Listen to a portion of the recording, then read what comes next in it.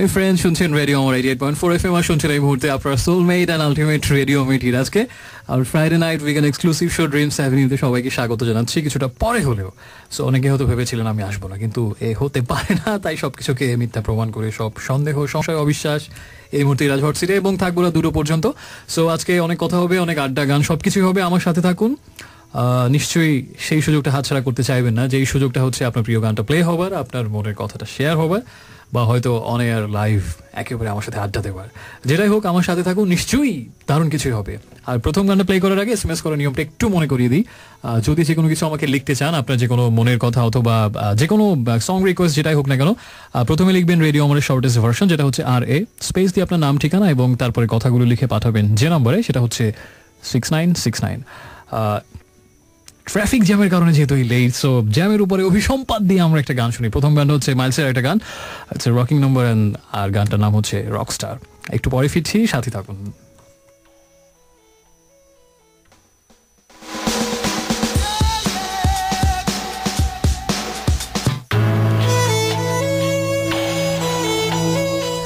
Hey friends, welcome back once again. শুনছেন এই মুহূর্তে আজকে আপনার সোলমেট অ্যান্ড আলটিমেট রেডিও মেট। আর শুনছেন রেডিও আমার 88.4 FM Friday night weekend exclusive show নিয়ে এই মুহূর্তে আমি আপনার সাথে আরেকবার, যখন সময় 11:42।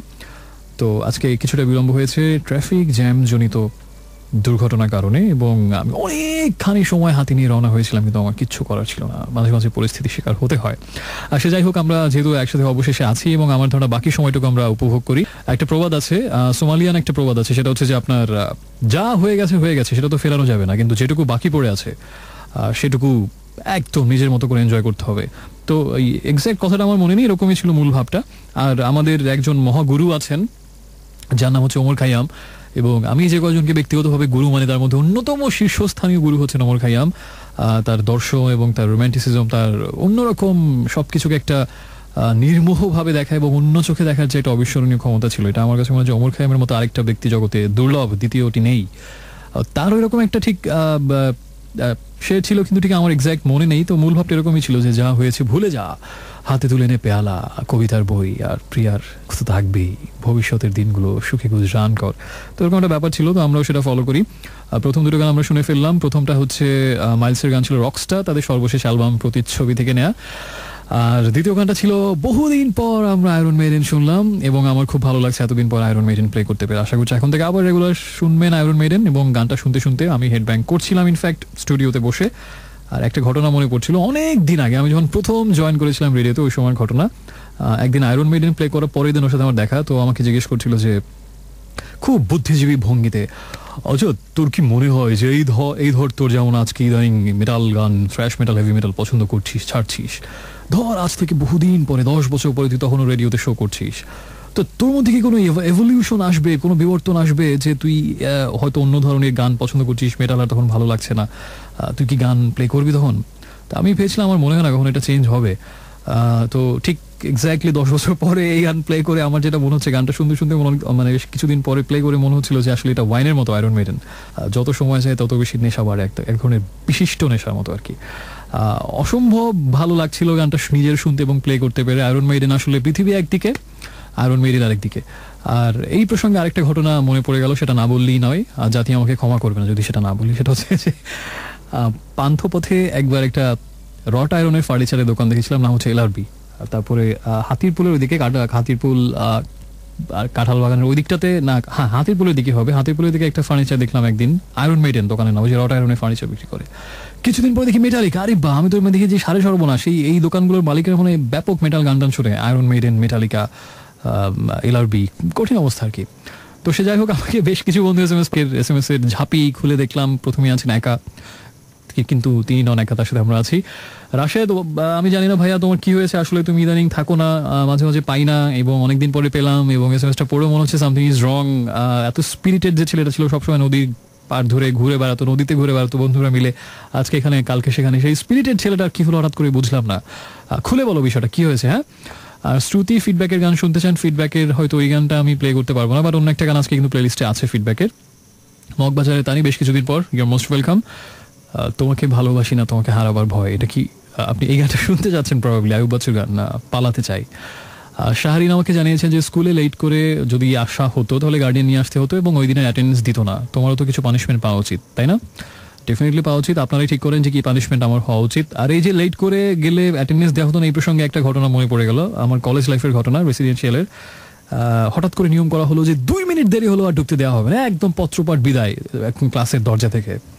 তো ভালো কথা, আমি তো মাঝে মাঝে টুকটাক তো দেরি হয়ে যেত, লেট লতিফ যেহেতু।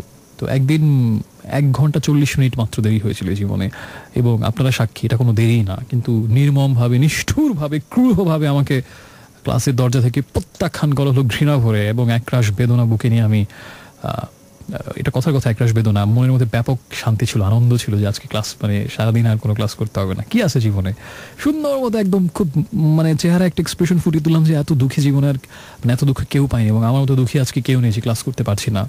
মনের ভেতরে তো কখন গেটটা দিয়ে বের হবো, আজকে সারাদিন ছুটি, আজ আমাদের ছুটি রে ভাই। বের হয়ে গেলাম, বের হয়ে এখন বাসায় গেলে ধরা, তো বাসায় তো যাওয়া যাবে না, সারাদিন ক্লাস টাইম তো ঘুরে কাটাতে হবে। তো কি আছে জীবনে, সুন্দর হাঁটা শুরু করলাম একদম ফ্রি স্টাইল, মনের আনন্দে, ইউনিফর্ম পরা হিম আছে, অক্সফোর্ড শু, কলেজ ড্রেসে আর কি। তো তারপরে আমি হাঁটা শুরু করলাম, হাঁটতে হাঁটতে বহু পথ ঘুরে, বহু ক্রোশ ঘুরে, সেই একদম মোহাম্মদপুর, তারপরে ক্রিসেন্ট লেক, সেই সংসদ ভবনের ওইখানকার রাস্তা রাস্তা, চন্দ্রিমা উদ্যান, সব কিছু পার হয়ে আগারগা বাণিজ্যবেলার ওই মাঠের ওই দিকে রাস্তা রাস্তা ঘুরে টুরে, শ্যামলি টামলি ঘুরে, বহু ক্রোশ ধরে ইবনুবতুতা যখন নিজেকে মনে হচ্ছিল ফাইনালি, তখন মধ্যে আরও অনেক মজার ঘটনা হয়েছিল, সেটা ধান ভানতে শিবির গীত হয়ে যাবে, অনেক সময় লেগে যাবে। এবং ওই দিন আসলে অনেক বৈচিত্র্যপূর্ণ কিছু অভিজ্ঞতা আমার হয়েছে, এবং অনেক কিছু খুব দারুণ কিছু অভিজ্ঞতা হয়েছিল, সেটা আরেকদিন সময় করে বলবো, হ্যাঁ, মনে করে দেবেন আমাকে।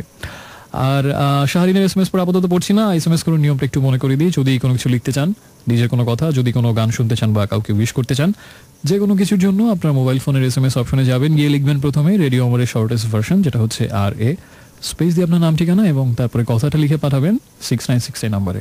আর হয়তো আজকেও কারোর সাথে ফোনে লাইভ অন এয়ার আড্ডা হতেই পারে, একটু পরে হয়তো হটলাইন ওপেন হয়ে যাবে, আমি জানি না সেটা কখন, তাই ফোন হাতে রেডি থাকুন আর আমার সঙ্গে থাকুন। তো আমরা এখন যে গানটা শুনবো সেটা হচ্ছে একজন বন্ধু ফিডব্যাকের গান। এই গানটা মনে হয় না আগে প্লে করা হয়েছে, ইনফ্যাক্ট ফিডব্যাক বলতে আমাদের চোখে স্মৃতিতে ভেসে ওঠেন, কিন্তু এটা তার না, এটা পরবর্তীতে একটা ভার্সন, রেশা নামের একজন ভোকাল পরবর্তীতে জয়েন ছিলেন ওই সময়। তো গানটা হচ্ছে প্রেম, এবং সেই গানটা, এবং তারপর একটা গান শুনে একটু পড়েছি।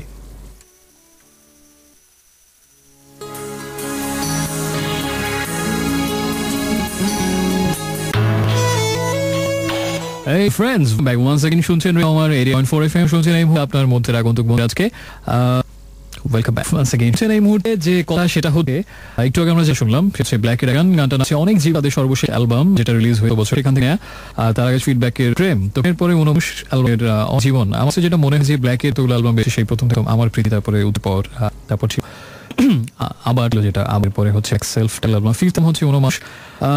অনুমানো থেকে আগের অ্যালবাম অনেক জনপ্রিয়তা পেয়ে, অনেক আলোচিত ছিল, অনেক ভাইব ক্রিয়েট করেছিল, অনেক বাস ক্রিয়েট করেছিল। আমার কাছে শুধু একটা জিনিস করা হয়েছে, মাত্র কথা শুরু সবকিছু বাদ দিয়ে বা অন্যান্য অনেক শুধুমাত্র যদি কম্পোজিশনটা করি যে accurate and flawless guitar line, is line, everything, মানে কম্পোজিশনের কথা যদি শুধু চিন্তা, আমার কাছে বেলবাম মনে হচ্ছে অনুষ্কে অত্যন্ত কম্পোজিশন, যদি শুধুমাত্র মিউজিক্যাল এলিমেন্ট চিন্তা করি। এবং জাহান ডেফিনেটলি জীবনের সব বেস্ট পারফরমেন্স দিয়েছে এই অ্যালবামে, এবং আগের থেকে অনেক প্লেইং নিয়ে অনেকের অনেক অভিযোগ ছিল, কমপ্লেন ছিল, এবং যারা রক মিউজিক লাভ ছিল তারা কখনই অ্যাকচুয়ালি তারা দেখতাম যে যার প্লেইং নিয়ে কখনো স্যাটিসফাইড না। তো এটা ক্রিয়েট হয়ে যায়। মেটালিকা কারখামের কিটা অ্যান্টি পাশে যে মানে মেটালিকা অসম একটা বেদু কারখামে বেশিরভাগই পছন্দ করে না, একটা নাক ভাব দেখায়। এরা বলে যে ফ্রেডম্যান হচ্ছে, তারপর কুমার অনেক এটা আমি তারা বলে ডেভাস্টিন মেগারের সবকিছু পজিশনের কথা বলে, বলা হয় যে কারখামের মতো একজন ট্রেস কি মেটালিকা চান্স পায়। আমি এই ঘটনার সরি না, কারখামের এক দুর্দান্ত পজিশন আছে অবভিয়াসলি। অ্যান্টি বাংলাদেশ ছিল যে নিয়ে যে গান কোনো গিটার এরকম একটা ব্যবসা করে কি, সে যাক আমার কাছে সময় মনে হয়েছে সব গিটারিস্ট স্কিল এরকম থাকে না, এবং সবার স্পেশালিটি এক জায়গায় কেনা। যদি আমি অন্য যে কোনো কিছু বলি, যেমন কথা বাদ দিলাম, ভোকালের কথা, কেউ হয়তো ফোক দুর্দান্ত, তাকে মিউজিক যদি দেওয়া হয় সাথে ফার্ম করতেই পারে। আবার রক মিউজিক যদি ফোক সংতে বলা হয়, আমার মনে হয় যে মিউজিক অনেকগুলো জন প্যাটার্ন আছে। একজন হয়তো ব্লুজ ফোনটা খুব ভালো বাজায়, হয়তো থ্রাশ মেটাল বাজালে ওইভাবে ওটার জন্য তো পারবে, কিন্তু তার রিয়াল বা তার ফিলটা সব থেকে প্রায় ওখানে করবে না।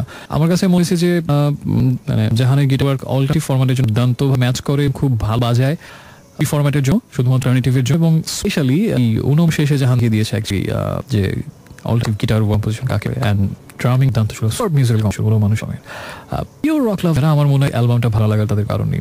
সে যাই হোক, গানের কথা হলো অনেক, হচ্ছে অনেক যে গানটা শুনলাম, এদিকে কিন্তু অনেক আমাকে এসএমএস দিয়েছেন, তো তার মধ্যে একটা লিখেছেন বেশ কিছু গানের now that dead by Metallica, অপেক্ষা Vikings, wind of change by Scorpions, বিদায় বাই আসেল। আচ্ছা, জানিয়েছেন যে দেরি করে আসা পার্টিসিপেন্টকে একটু দূরে যাওয়া হয় আর এটা পর্যন্ত প্রোগ্রাম করতে হবে। সব লিসনারের থেকে আমি এটাই পরামর্শ দিই। আমার ভোর পর্যন্ত শো করতে আমার কোনো প্রবলেম আর মতো হও, যদি সকাল 10 পর্যন্ত আমাকে করতে বলা প্রবলেম হচ্ছে। এবং এক মনে হয় আমি এক মনে হয় টানা দুটো করেছিলাম 3 ঘন্টা 6 ঘন্টা, সম্ভব আরেকজন হঠাৎ করে হয়ে গিয়েছিল জন্য আমার ক্লান্ত গিয়ে মনে হয় আর লাগবে না, কিন্তু আমার পরে তো অ্যারেঞ্জমেন্ট সেটার থেকেও ভালো থেকে আর অনেক আবার যে আসবে এই ইচ্ছা সত্য খান করলো। ওসমান পাঠিয়েছে আব্দুল কায়ুম জিয়া হল থেকে ইউনিভার্সিটি, অনেক দিন শুনছেন আমাকে এবং জিয়া হলের নাম শুনে একটা মনে পড়লো। আচ্ছা, অনেক দিন অনেক আগে প্রবাবলি 98-99 এর দিক হলে সামনে কিছু ছোট ছোট স্কাল্প ছিল, এখন বোধহয় আমি জানি না জিয়া হলটাতে অনেকদিন হয় না, যে ছোট ছোট খুব ছোট কিছু স্কাল্পচার মায়ের কোলে এরকম বেশ কিছু স্কাল্পচার ছিল। তো হঠাৎ করে হেডলাইন যে জিয়া হলের সামনে দিয়ে মায়ের কোল থেকে চুরি, আর এই হেড দেখে তো সবাই নড়ে বসলো যে ঢাকা ইউনিভার্সিটির ভিতরে এরকম একটা ঘটনা, কি বলো এটা? বিশ্ববিদ্যালয় দেশের সর্ববিদ্যাপীঠে যদি মায়ের থেকে শিশুকে চলে নিয়ে যাওয়া হয় তাহলে আমরা কোথায় যাচ্ছি সেরকম একটা ব্যাপার কিন্তু ভিতরে পড়ে গেল যে আসলে মায়ের কোল শিশু চুরি হয়ে, মানে ওই যে স্কাল্পচার গুলো মায়ের শিশু ওখান থেকে বা কাহারা কোন এক রাতের আরে ওই শিশুটাকে নিয়ে কেটে নিয়ে এরকম কোন এক ধৃতকারী কাছে কি তার উপলব্ধ জানি না, তো ঘটছিল এটা। এবং হেন্টে ভাবে ছিল জিয়া হলের সামনে মায়ের কোল শিশু চুরি। বন্ধুর এটা অনেক আগের ঘটনা, হ্যাঁ 99 প্রবাবলি। আর আমাকে জানিয়ে এরপরে বন্ধু তিনি হতেন রিনি ফ্রেন্ড নিউন শ্যামলী কাফরুলকে, হ্যাঁ শ্যামলী লিখেছেন কাফ থেকে, আমি ভেবেছিলাম দুটাই বোঝাচ্ছেন পরে মনে না শ্যামলী বন্ধুর নাম। আমাদের রাশেদ লিখেছেন বহু কবিতা শোনা মিস করছেন, কবিতা যারা পছন্দ করেন তাদের একটা নিউজ আছে, সেটা যে আজ কবিতা পড়বে আমার এফএম লাইব্রেরি আজকে হবে। আজকের এফএম লাইব্রেরিটা একটু ডিফারেন্ট হবে। সময় এফএম লাইতে এতদিন আমি যে কোনো একটা বা একটা উপন্যাস নিয়ে হয়তো রিভিউ করেছি, কিন্তু আজকে কবিতা নিয়ে রিভিউ করবো এবং অবশ্যই ইন্টারেস্ট একটা কবি একটা এফএম লাইব্রেরি, তার নিশ্চয়ই জেনুশিয়ান কবিতা নয়। তা খুব ইন্টারেস্টিং একটা কবি, খুব আলোচিত বিখ্যাত দুর্বোধ্য বলা হয় এবং আমার মনে হয় জেলা ভাষার অন্যতম শ্রেষ্ঠ এবং আমার নাম বিশ্ব সাহিত্যের অন্যতম শ্রেষ্ঠ কবিতা, এবং আমরা যেটা আমার ভাষাতে এমন একটা আছে সেইটা নিয়ে আজকে লাইব্রেরির সেগমেন্ট হবে একটা কবিতাই। আর হচ্ছে সেটার জন্য অপেক্ষা করুন। কবিতা হোক আর নাই আমাকে জানিয়েছেন রুমিয়া লিখেছেন চিকুনিয়া শেষ, চিকুনগুনিয়া শেষ মানে 19 আপনার আশু রোগ প্রার্থনা করছি এবং চিকুন আস্তে আস্তে দূরে হচ্ছে আমাদের দেশ থেকে একটা গুড নিউজ। বোরন বাড্ডার friend new friend most welcome. কোনো আপনি এসএমএস করতে চাই, যে কোনো কথা শেয়ার করে বা যে গান শুনতে চাই একটা এসএমএস করেন, প্রথমে লিখ রেডিও আমার শর্ট ভার্সন যেটা আর এর নাম কেনা এবং পরে কথাগুলো পাঠাবেন যেটা সেটা হচ্ছে 6969। আর যে অন এয়ার লিভ এক্সক্লুসিভ একটু আটা দিতেই সেটা হতে পারে যে কোনো হটলাইন নো হয়ে যাবে এবং ফাস্টেস্ট কল আপনি হতে পারে। তো একটু পড়ছি, এখন আমরা শুনবো বিখ্যাত গান। প্রথমটা নাম বলা রক লাভার জন্য ছিল, এখন একটু সুইং টিম এখন তাদের জন্য shape of it.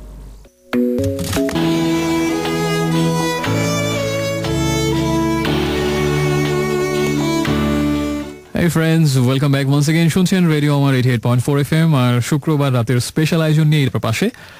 R dreams অ্যাভিনিউতে একটু আগে আমরা যে গানটা শুনলাম সেটা হচ্ছে এই গানটা মনে হয় বেশ কিছুদিন পরে আমরা শুনলাম, মিলার ছেড়াপালের অ্যাকোস্টিক ভার্সন শুনলাম। আর তার আগে ছিল এড শিরানের শেপ অফ ইউ, যে গানটা মোটামুটি এখন একেবারে বলা যায় যে কিংবদন্তি পর্যায়ে পৌঁছে গেছে। কোথাও খেতে যাবেন দেখবেন সেখানে অনেকগুলো গান বাজবে, কিন্তু ঘুরে ফিরে এই গানটা আসবেই।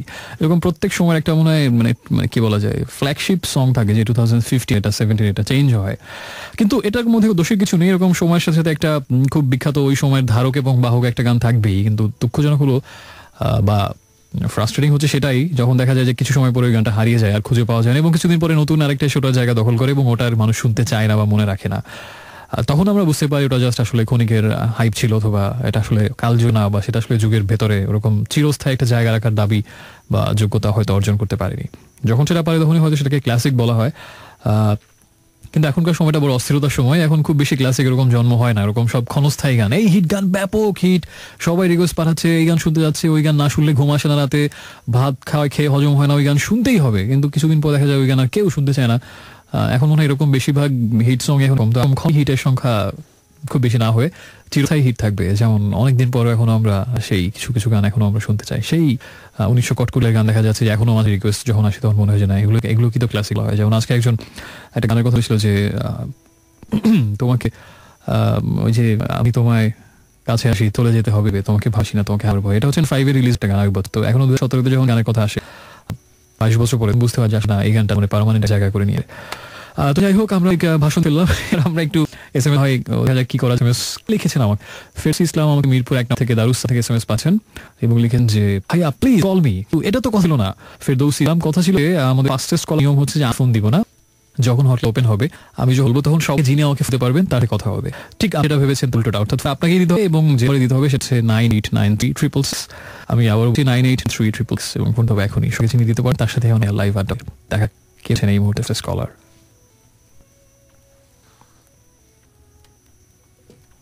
হ্যালো, আসসালামু আলাইকুম।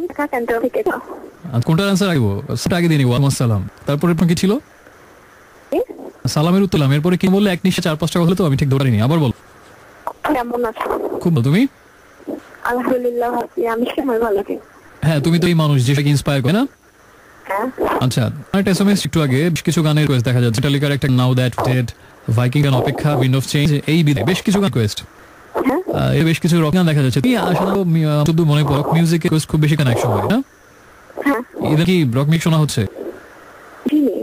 ইদানি রক মিউজিক হচ্ছে বেশি করে? আমি বলতে সব ধরনের গান শুনি। সব ধরনের গান? সবচেয়ে বেশি ভালো কোন ধরনের গান? আমার সবচেয়ে ভালো লাগে রক, ক্লাসিক্যাল, আধুনিক বাংলা, পুরোনো গান, সব গান শুনি।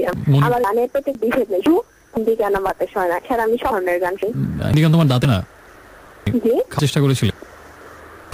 হ্যাঁ। আচ্ছা, সো যেহেতু এগুলো যখন নাম শুনলাম অনেক ধরনের ভালো লাগে এবং বেশ কিছু রিকোয়েস্টও পাঠাবো। আমি তোমাকে একটু বড় সুযোগ, তুমি যে 4টা গানের নাম লিখে, হ্যাঁ এই 4টা গানকে তুমি যে একটা গান চালাই না আমাদের শোনাও, আমি ওইটা তোমার জন্য আবার করবো। এখন তোমার উপরে শোন ছেড়ে দিলাম। তোমার ইচ্ছে 4টা গান যে কোনো একটা চালাই না আমাদের শোনাও, গানটা আমি তোমার অবশ্যই প্লে করবো। একটা তোমার একটা গানের রিকোয়েস্ট কে পেয়েছি আমি। একটা গান গাইতে আমাদের জন্য চাল হলে হবে। বাইরে থেকে? হ্যাঁ, তুমি ভেতরে থেকে, বাইরে যাওয়ার দরকার নেই। না না, বাইরে না প্লিজ, বাইরে না, বাসা থেকে বাইরে যাওয়ার দরকার। এখন রাত বাজে 17। আচ্ছা, একটা গানের বাইরে আমি ভাবলাম তুমি বাইরে গিয়ে গান শোনা আমাদেরকে, খোলা নিচে চালালো দেখতে দেখে। It's not flirting, definitely it's flirting. It's pinching. তুমি হ্যালো না হলে আমি কাম। ওকে।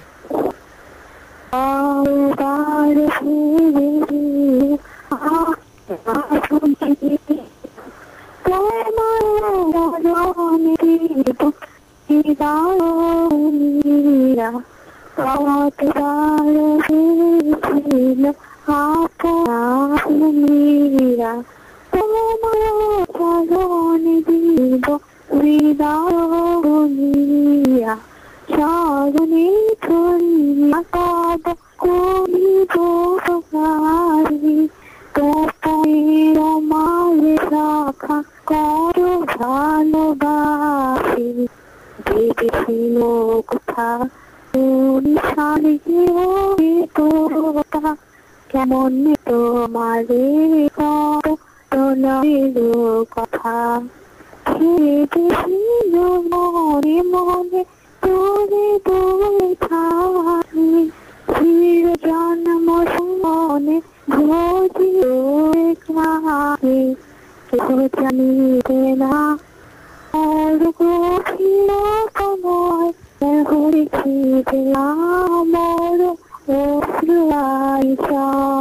দারুণ হয়েছে, সুন্দর চমৎকার হয়েছে। দিলাম কিন্তু আমি অনেক তালি দিলাম স্টুডিওতে এই মুহূর্তে, সুন্দর হয়েছে। তবে সমস্যা হয়েছে তোমার বোধহয় কোন প্রবলেম হচ্ছে নেটওয়ার্কের, মানে একটা শব্দ নিয়ে আরেকটা শব্দ দিয়ে যাচ্ছিল, ব্ল্যাক হোলের এরকম একটা ব্যাপার ছিল, মানে যে আবেগ দিয়ে তুমি এসো ফোনের নেটওয়ার্ক বা পুরো ক্যাপচার করতে নিয়ে অক্ষম সেটাকে ধারণতে। তারপর প্রচেষ্টা তোমাকে অনেক ধন্যবাদ, থ্যাংক ইউ ভেরি মাচ, ভালো লাগলো। কি বলছো? জীবনে একটা জিনিস কত দেবেন না, ধরে যে আফসোস না, যত লাগা আনন্দ লাগা সেই জিনিসটাকে করে দেয় আফসোস। কি জিনিস? আফসোস নাকি আক্রোশ নাকি ক্ষেপ? কোন আফসোস?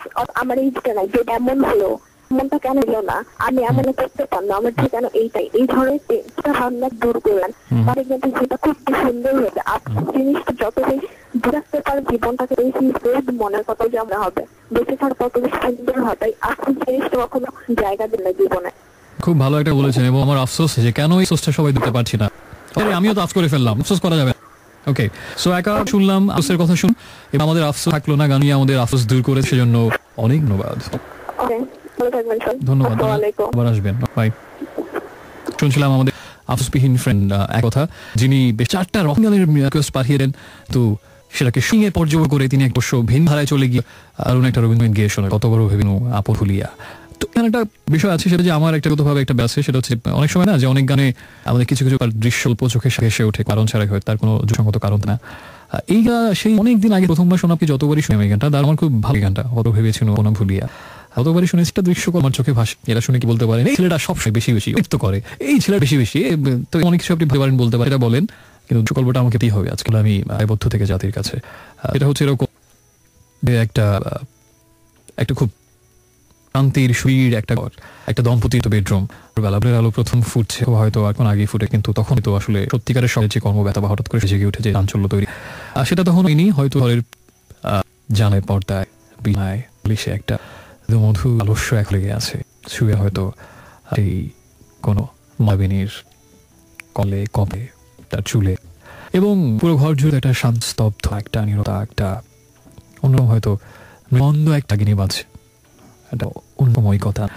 হয়তো এই মায়ানি উঠে গেল, কিন্তু আর সেই প্রিয়তম হৃদয় মহিষ, আচ্ছা সেই আরেকদিন মহিষ মানে কি, মহিষের পুংলি মহিষ, সে যাই হোক, সে হয়তো তখন ঘুম থেকে ওঠেনি। তো দেখা যাচ্ছে যে ঘুম থেকে ওঠানো অনেক হয়ে যাচ্ছে, কর্কশ ডাকাডাকি করা, গায়ে লোর ধরে এটা গরু উঠিয়ে দিই, গায়ে পানি অথবা অনেক বিভিন্ন উপায় থাকতে পারে, কিন্তু এমন কেমন হয়েছে খুব আলতো করে সেই মন্ত মানুষের কানের কাছে মুখ নিয়ে, সে নিয়ে একদম মৃদু মিহি লয়, খুব থেকে খেয়াল তো শোনা যাবে স্পষ্ট কণ্ঠ, শুধু অস্ফুট হয়ে এই গানটা কানে কানে গিয়ে কত ভেবেছিল ভুলিয়া, এই গানটা তার কানে গা, এবং সেই মোড়নায় যদিও মাথার ঘুম বা চোখ মেলেছে, তার খুব মুখে একদম সেই মায়াবিনী থেকে অনিন্দভাবে আর দিন শুরু হতে পারে। তো আর এই রবীন্দ্রসঙ্গীত শুনলে সবসময় মনে হয়েছে, এ যদি ঘুমটা কোনো একদিন কতবার ভেবেছিল না ভুলিয়া, কেউ নিয়ে যদি ঘুম ভাঙায়, কিন্তু আফসোস করা যাবে। একটু আগে একজন বলেছেন নো আফসোস। সে যাই, আমরা আমাদের মূল সঙ্গে ফিরে যাচ্ছি। একজন বন্ধুর সাথে বললাম, এক ফাস্টেস্ট প্লেয়ার, এবং তার কাছ থেকে গান শুনলাম, অনেক শুনলাম, আপনার বিষয় শুনলাম। আর এই মুহূর্তে অবশ্য আমি আপনা বিয়া গানের কথা বললাম, এবং আপাতত আর কোনো না বলে আমরা গানে চলে যাচ্ছি। এসএমএস করে নিয়ে মনে করিয়ে দিয়ে, এটা হচ্ছে প্রথম এসএমএস অপশনে যাবে, লিখবেন আমার শর্টেস্ট ভার্সন, আগে যদি আপনার নাম ঠিকানা এবং যে বক্তব্য যেটা লিখতে চান, যেটা বলতে চান, যে কথা শেয়ার করতে চান, যে গানতে চান, অথবা যদি কাউ ডেট করতে চান, সেটাকে পাঠিয়ে দেবেন 96 নম্বরে। ফার্স্ট ইয়ার অবশ্য এই শেষ হয়ে যাচ্ছে, থাকবে আমি জানি না কখন থাকে। এফএম লাইব্রেরি আজকে একটা কবিতাকে নিয়ে, সো উইল বি ইন্টারেস্টেড। এখন আমরা গান শুনবো, সেটা দুটো রোমান্টিক গল্প পর্ব, আবেশ বানানো, কারণ ধারণা ওই কতবারও হয়েছিল আপনা ভুলিয়া বিশ্বকল্পের সাথে সাথে সবকে একটা নালু আবেশ নেমেছে, আবেশটাকে আমরা একটু তীরিত করি, ত্বরিত করি, এবং সেটাকে আমি একটু প্রকৃত করি। সেজন্য না হয় দুটো বেশ প্যাশন রোমান্টিক সং শুনে সেই থাকুন, কোথাও যাবে না।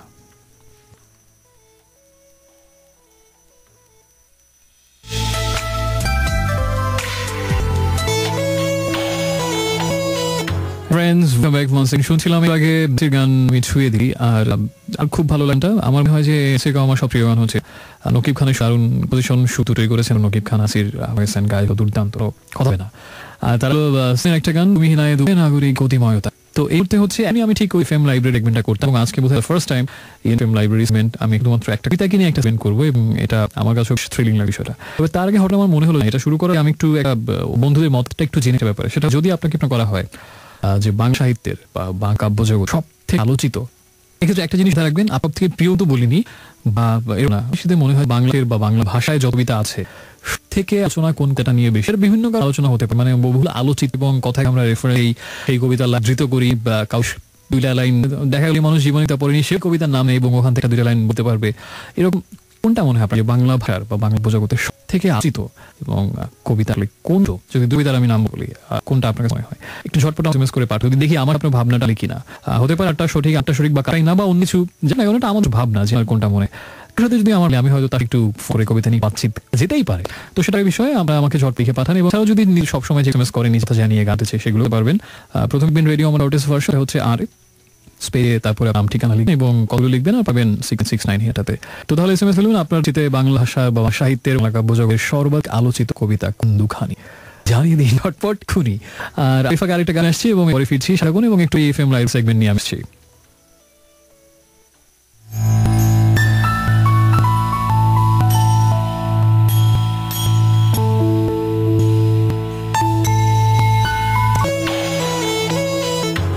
Hello friends, welcome back once again. শুনছেন আমার 80.4 FM, শুনছেন এই মুহূর্তে মধ্যরাতে বন্ধুদেরকে শুভরাতের বেশ আয়োজন তো চলবে, রাত দুটো চলবে।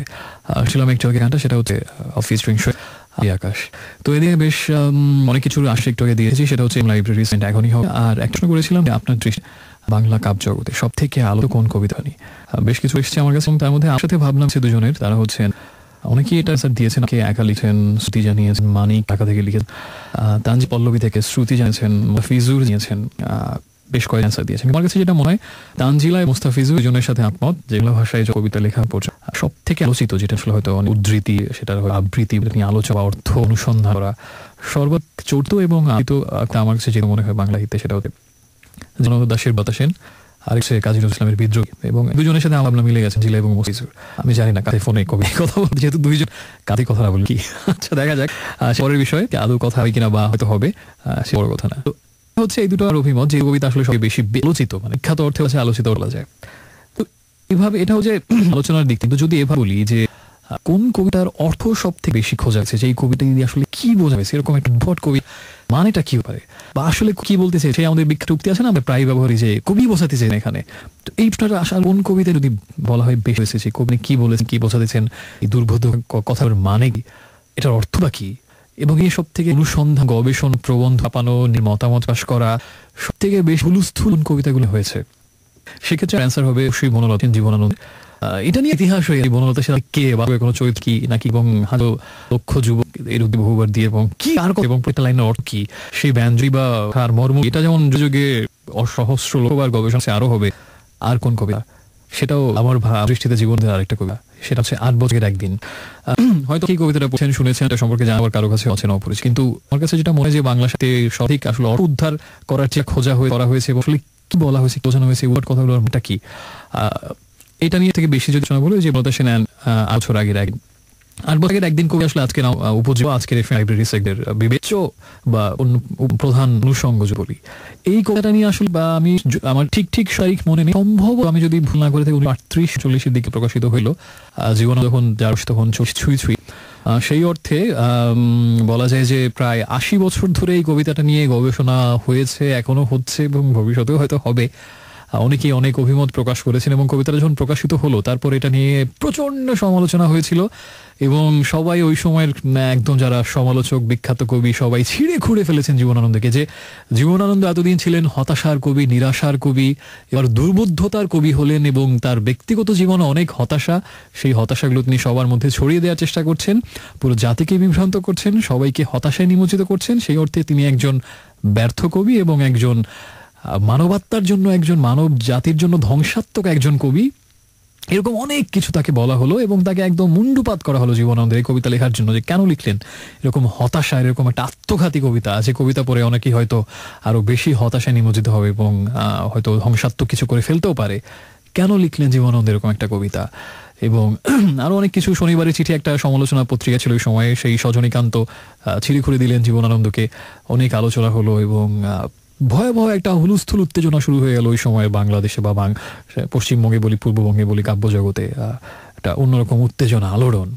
বাধ্য হয়ে একটা সময় জীবনানন্দ দাশকে কলম তুলে নিতে হলো। তিনি সাধারণত নিজের কোনো কবিতা নিয়ে ডিফেন্ড করতেন না, বা সেটা সপক্ষে আবার কলম তুলে নিতেন না, তো পক্ষ সমর্থন করতেন না, কিন্তু এক্ষেত্রে তাকে বাধ্য হতে হয়েছিল এই কবিতা সমর্থনের তাকে কলম হাতে তুলে নিতে, যে না, আমি আসলে কি বোঝাতে চেয়েছি এই কবিতায়, কি আমার ব্যক্তিগত হতাশা, আমার গ্লানি, আমার কষ্ট সবার মধ্যে ছড়িয়ে দিচ্ছি, নাকি আসলে এই কবিতার কোনো গাঢ় গভীর মর্মার্থ আছে। এবং তিনি একটা ব্যাপক কালজয়ী লেখা লিখেছিলেন কবিতা সম্পর্কে, এই সমালোচনার তীরের জবাব দিতে গিয়ে। তো এটা নিয়ে এখনো বললাম না, গত 80 বছর ধরেই অনেক আলোচনা, যে কেউ বলেছেন কবি আসলে এটা বোঝাতে চেয়েছেন, কেউ বলেছেন ওটা বোঝাতে চেয়েছেন, কেউ বলেছেন এটার অর্থ আসলে এটা সার্থকতা এখানে, এটা এই কারণে এটা অসাধারণ একটা কবিতা, এই কারণে এটা কালের গর্ভে সবসময় থাকবে, হারিয়ে কখনো যাবে না, এই কারণে এটা মহৎ, এই কারণে এরকম অনেক এখনো পর্যন্ত হচ্ছে। এখনো কবিতার আড্ডায় যখন বসেন হয়তো এই সময় তরুণ কবিরা, তাদেরও হয়তো কথাবার্তায় ঘুরে ফিরে প্রসঙ্গে চলে আসে 8 বছর আগের একদিন কবিতাটা।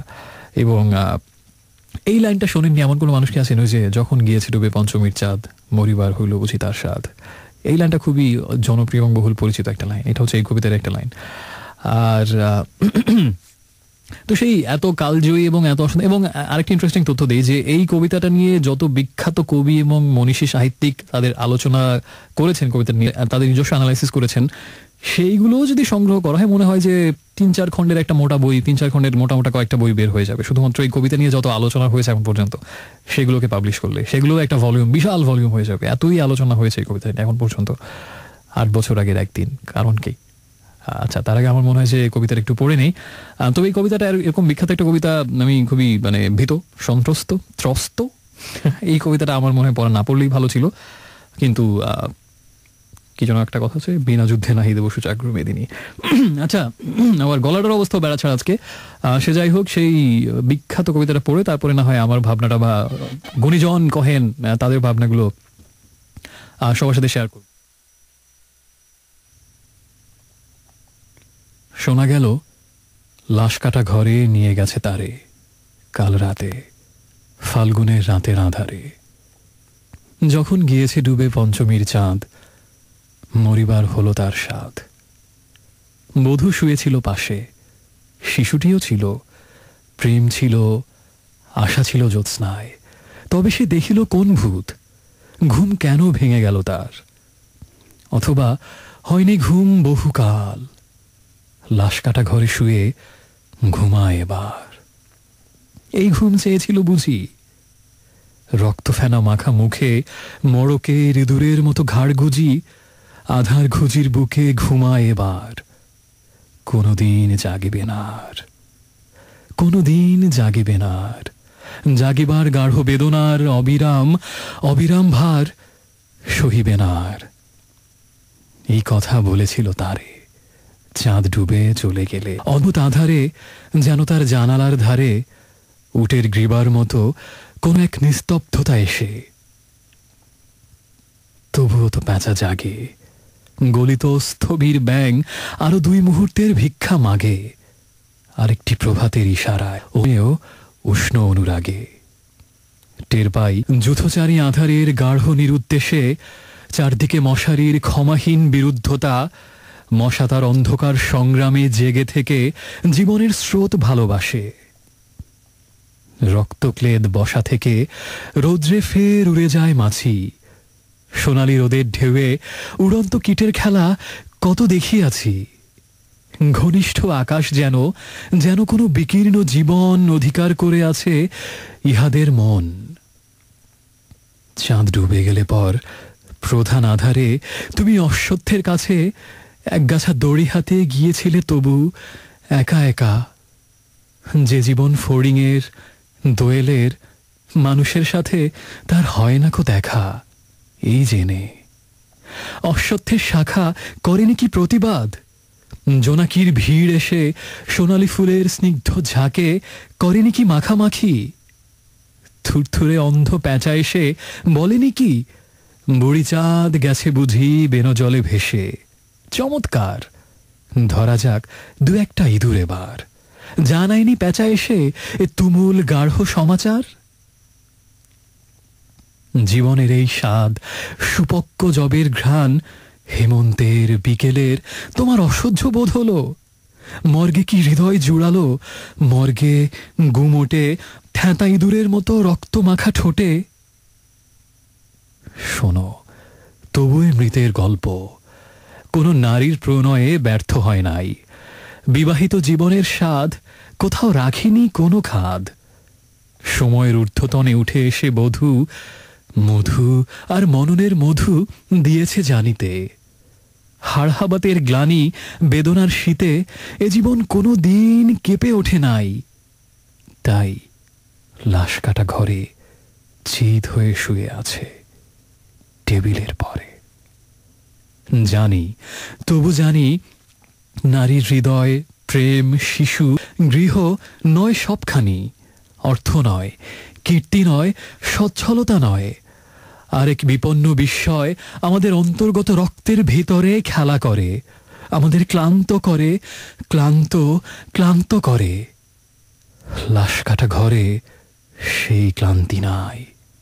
তাই লাশ কাটা ঘরে চিত হয়ে শুয়ে আছে টেবিলের পরে। তবু রোজ রাতে আমি চেয়ে দেখি, আহা, থুরথুরে অন্ধ প্যাঁচা অশ্বত্থের ডালে এসে বসে। চোখ পাল্টায় কয়, বুড়ি চাঁদ গেছে বুঝি বেনো জলে ভেসে? চমৎকার, ধরা যাক 2-1টা ইঁদুর এবার। হে প্রগাঢ় পিতামহী, আজও চমৎকার। আমিও তোমার মতো বুড়ো হব, বুড়ি চাঁদটারে আমি করে দিব কালিদহে বেনো জলে পার। আমরা দুজনে মিলে শূন্য করে চলে যাব জীবনের প্রচুর ভাড়ার। দ্যাট ওয়াজ ইট। 8 বছর আগের একদিন জীবনানন্দ দাশের সেই কালজয়ী সর্বাধিক আলোচিত কবিতাখানা। এই কবিতার পরে আমার মনে হয় আসলে কোনো অ্যানালাইসিস করা বা কোনো কিছু বলা সবকিছুই অর্থহীন। মানে একটা অন্যরকম একটা বোধ বা অনুভূতি যাই বলি না কেন কাজ করে। ঠিক এই কবিতার একটা লাইন আছে, ওই লাইনটা, অর্থ নয়, কীর্তি নয়, সচ্ছলতা নয়, আর এক বিপন্ন বিস্ময় আমাদের অন্তর্গত রক্তের ভিতরে খেলা করে, আমাদের ক্লান্ত করে, ক্লান্ত করে। এই কবিতাটা পরও আমার মনে হয় একই কথা সত্যি আসলে। আরেক বিপন্ন বিস্ময় আমাদের রক্তের অন্তর্গত ভেতরে খেলা করে, আমাদের ক্লান্ত করে। তাই মনে হয় না কোনো অ্যানালাইসিস করা যায় বা আসলে কোনো কিছু বলা যায়। মনে হয় বেশ কিছুটা নীরবতার, একটা নিস্তব্ধতার প্রয়োজন আসলে আত্মস্থ হতে, আবার নিজের সংগীত ফিরে পেতে, আবার ধাতস্থ হতে। জানি না একটা ব্রেক নেওয়া সমীচীন হবে কিনা, আবার হয়তো তাল কেটে যেতে পারে। সেজন্য আসলে ব্রেক নিয়ে না নিয়ে আমি এখনই আসলে এফএম লাইব্রেরি সেগমেন্টের বাকি কথাগুলো বলে ফেলি যে কেন এই কবিতা এত আলোচিত হলো, কেন এত বিখ্যাত হলো, কেন এটাকে দুর্বোধ্য বলা হলো, এবং কেন বলা হলো যে জীবনানন্দ দাশ তার নিজের ব্যক্তিগত হতাশা, গ্লানি, দুঃখবোধকে মানুষের সবার উপরে চাপিয়ে দিয়ে জাতিকে বিভ্রান্ত এবং বিপথে চালিত করছেন, দিগ্ভ্রান্ত করছেন। কেন তাকে সমালোচনার তীরে বিদ্ধ হতে হলো, কেনই বা এত আলোচনা, বা আসলে কি বোঝানো হয়েছে। অ্যাকুরেটলি তো আসলে কোনো কবিতা বা সাহিত্য নিয়ে বলা যায় না যে অ্যাকুরেটলি এটাই বোঝানো হয়েছে। একমাত্র কবি হয়তো বলতে পারেন, কিন্তু কবি কখনোই বলেন না। হয়তো আমরা প্রেডিক্ট করতে পারি, অ্যাজিউম করতে পারি, আমরা হয়তো আলোচনা করতে পারি। তো সেটাই একটু করি। এই কবিতা আসলে একজন মানুষের কথা বলা হয়েছে যে আসলে সোজা বাংলায় আত্মহত্যা করেছে, এবং তার আত্মহত্যার কারণটা আসলে কেউ বুঝতে পারছে না যে কেন সেই মানুষটা আত্মহত্যা করেছে। কবিতাতেই বলা হয়েছে যে যেদিন রাতে তিনি আত্মহত্যা করলেন, অর্থাৎ সেই রাতে, ফাল্গুনের রাতের আধারে যখন গিয়েছে ডুবে পঞ্চমীর চাঁদ, মরিবার হইল বুঝি তার স্বাদ। সেই রাতে হঠাৎ করে এক রাতে তার কি হলো, কেন হলো, ওই যে কবিতায় বলা হয়েছে যে তবে সে দেখিল কোন ভূত, কি এক ভূতে তাকে হঠাৎ করে পেল। ঠিক ওই মুহূর্তে যে ভূতে যখন তাকে পেল, তখন তার বধূ, তার স্ত্রী পাশে শুয়েছিল, তার একমাত্র সন্তানও হয়তো ছিল, শিশুটিও ছিল, প্রেম ছিল তার জীবনে, আশাও ছিল। তারপরও কি হলো হঠাৎ করে, কোন ভূত সে দেখিল। সেই ভূতকেই আসলে খোঁজা হয়েছে 80 বছর ধরে। কেন সেই লোকটা হঠাৎ করে জীবনে সব কিছু পাওয়ার পরেও আত্মহত্যা করলো। আরে কয়েকটা লাইন বলি ওইখানে যে জীবনের এই স্বাদ তোমার অসহ্য বোধ হলো, মানে জীবনের এই এত সব সফলতা, এত স্বাদ, সবকিছু কেন তোর হঠাৎ করে অসহ্য বোধ হলো। এবং আরও আমরা কবিতা থেকে জানতে পারি যে নারীর কোনো প্রণয়ে সে ব্যর্থ হয় নাই, অর্থাৎ এই কারণটাও বাদ দেওয়া যায়। এবং বিবাহিত জীবনের স্বাদ কোথাও রাখেনি কোনো খাদ, এটাও আমরা বাদ দিতে পারি। সব দিক থেকে সুখী একজন মানুষ। হার হাবাতের গ্লানি, বেদনার শীতে জীবন কোনোদিন কেঁপে ওঠে নাই, তার দারিদ্র্য ছিল না, কোনোদিন হতাশাতে জীবন পুঞ্জীভূত হয়নি হঠাৎ করে। এবং তা আমরা জানি নারীর হৃদয় সবকিছু সে পেয়েছে, প্রেম পেয়েছে, শিশু, গৃহ, অর্থ, কীর্তি, সচ্ছলতা, সবকিছু তার ছিল। তারপরও আসলে হঠাৎ করে কোন ভূতে পেলে, কোন বিপন্ন বিস্ময় রক্তের অন্তর্গত গভীরে কাজ করলে, হঠাৎ করে কি এক রাতে যখন পঞ্চমীর চাঁদ ডুবে গেল, সেই জ্যোৎস্না রাতে এক গাছের দড়ি নিয়ে অশ্বত্থ গাছের ডালে সেই লোকটা হঠাৎ করে কাউকে কিছু না বলে কেন ঝুলে পড়লো, কেন আত্মহননের পথ বেছে নিল, কেন? 80 বছর ধরে যে প্রশ্নের উত্তর খোঁজা হয়েছে সেটা একটাতে আমি সমাধান দিতে পারবো না, শুধুমাত্র কিছু আলোচনায় করা যেতে পারে। পরবর্তীতে এটা নিয়ে জীবনানন্দ নিজেও কিছু কথা বলেছেন, এবং আরো অনেক বিশিষ্ট বা যারা এ ব্যাপারে সমঝদার তাদের সবার কথাবার্তা, সব অনেক কিছু আমি মানে পড়ার সৌভাগ্য হয়েছে। রিসেন্টলি একটা বই পড়েছি শাহাবুজ্জামানের একজন কমলালেবু, সেখানেও এটা নিয়ে বেশ কিছু আলোচনা আছে। তো ওই বইটা পড়ে আসলে সিদ্ধান্ত নেই যে এই কবিতাটা নিয়ে একটা সেগমেন্ট একদিন করা যায় এফএম লাইব্রেরি। বিষয়টা হচ্ছে যে আসলে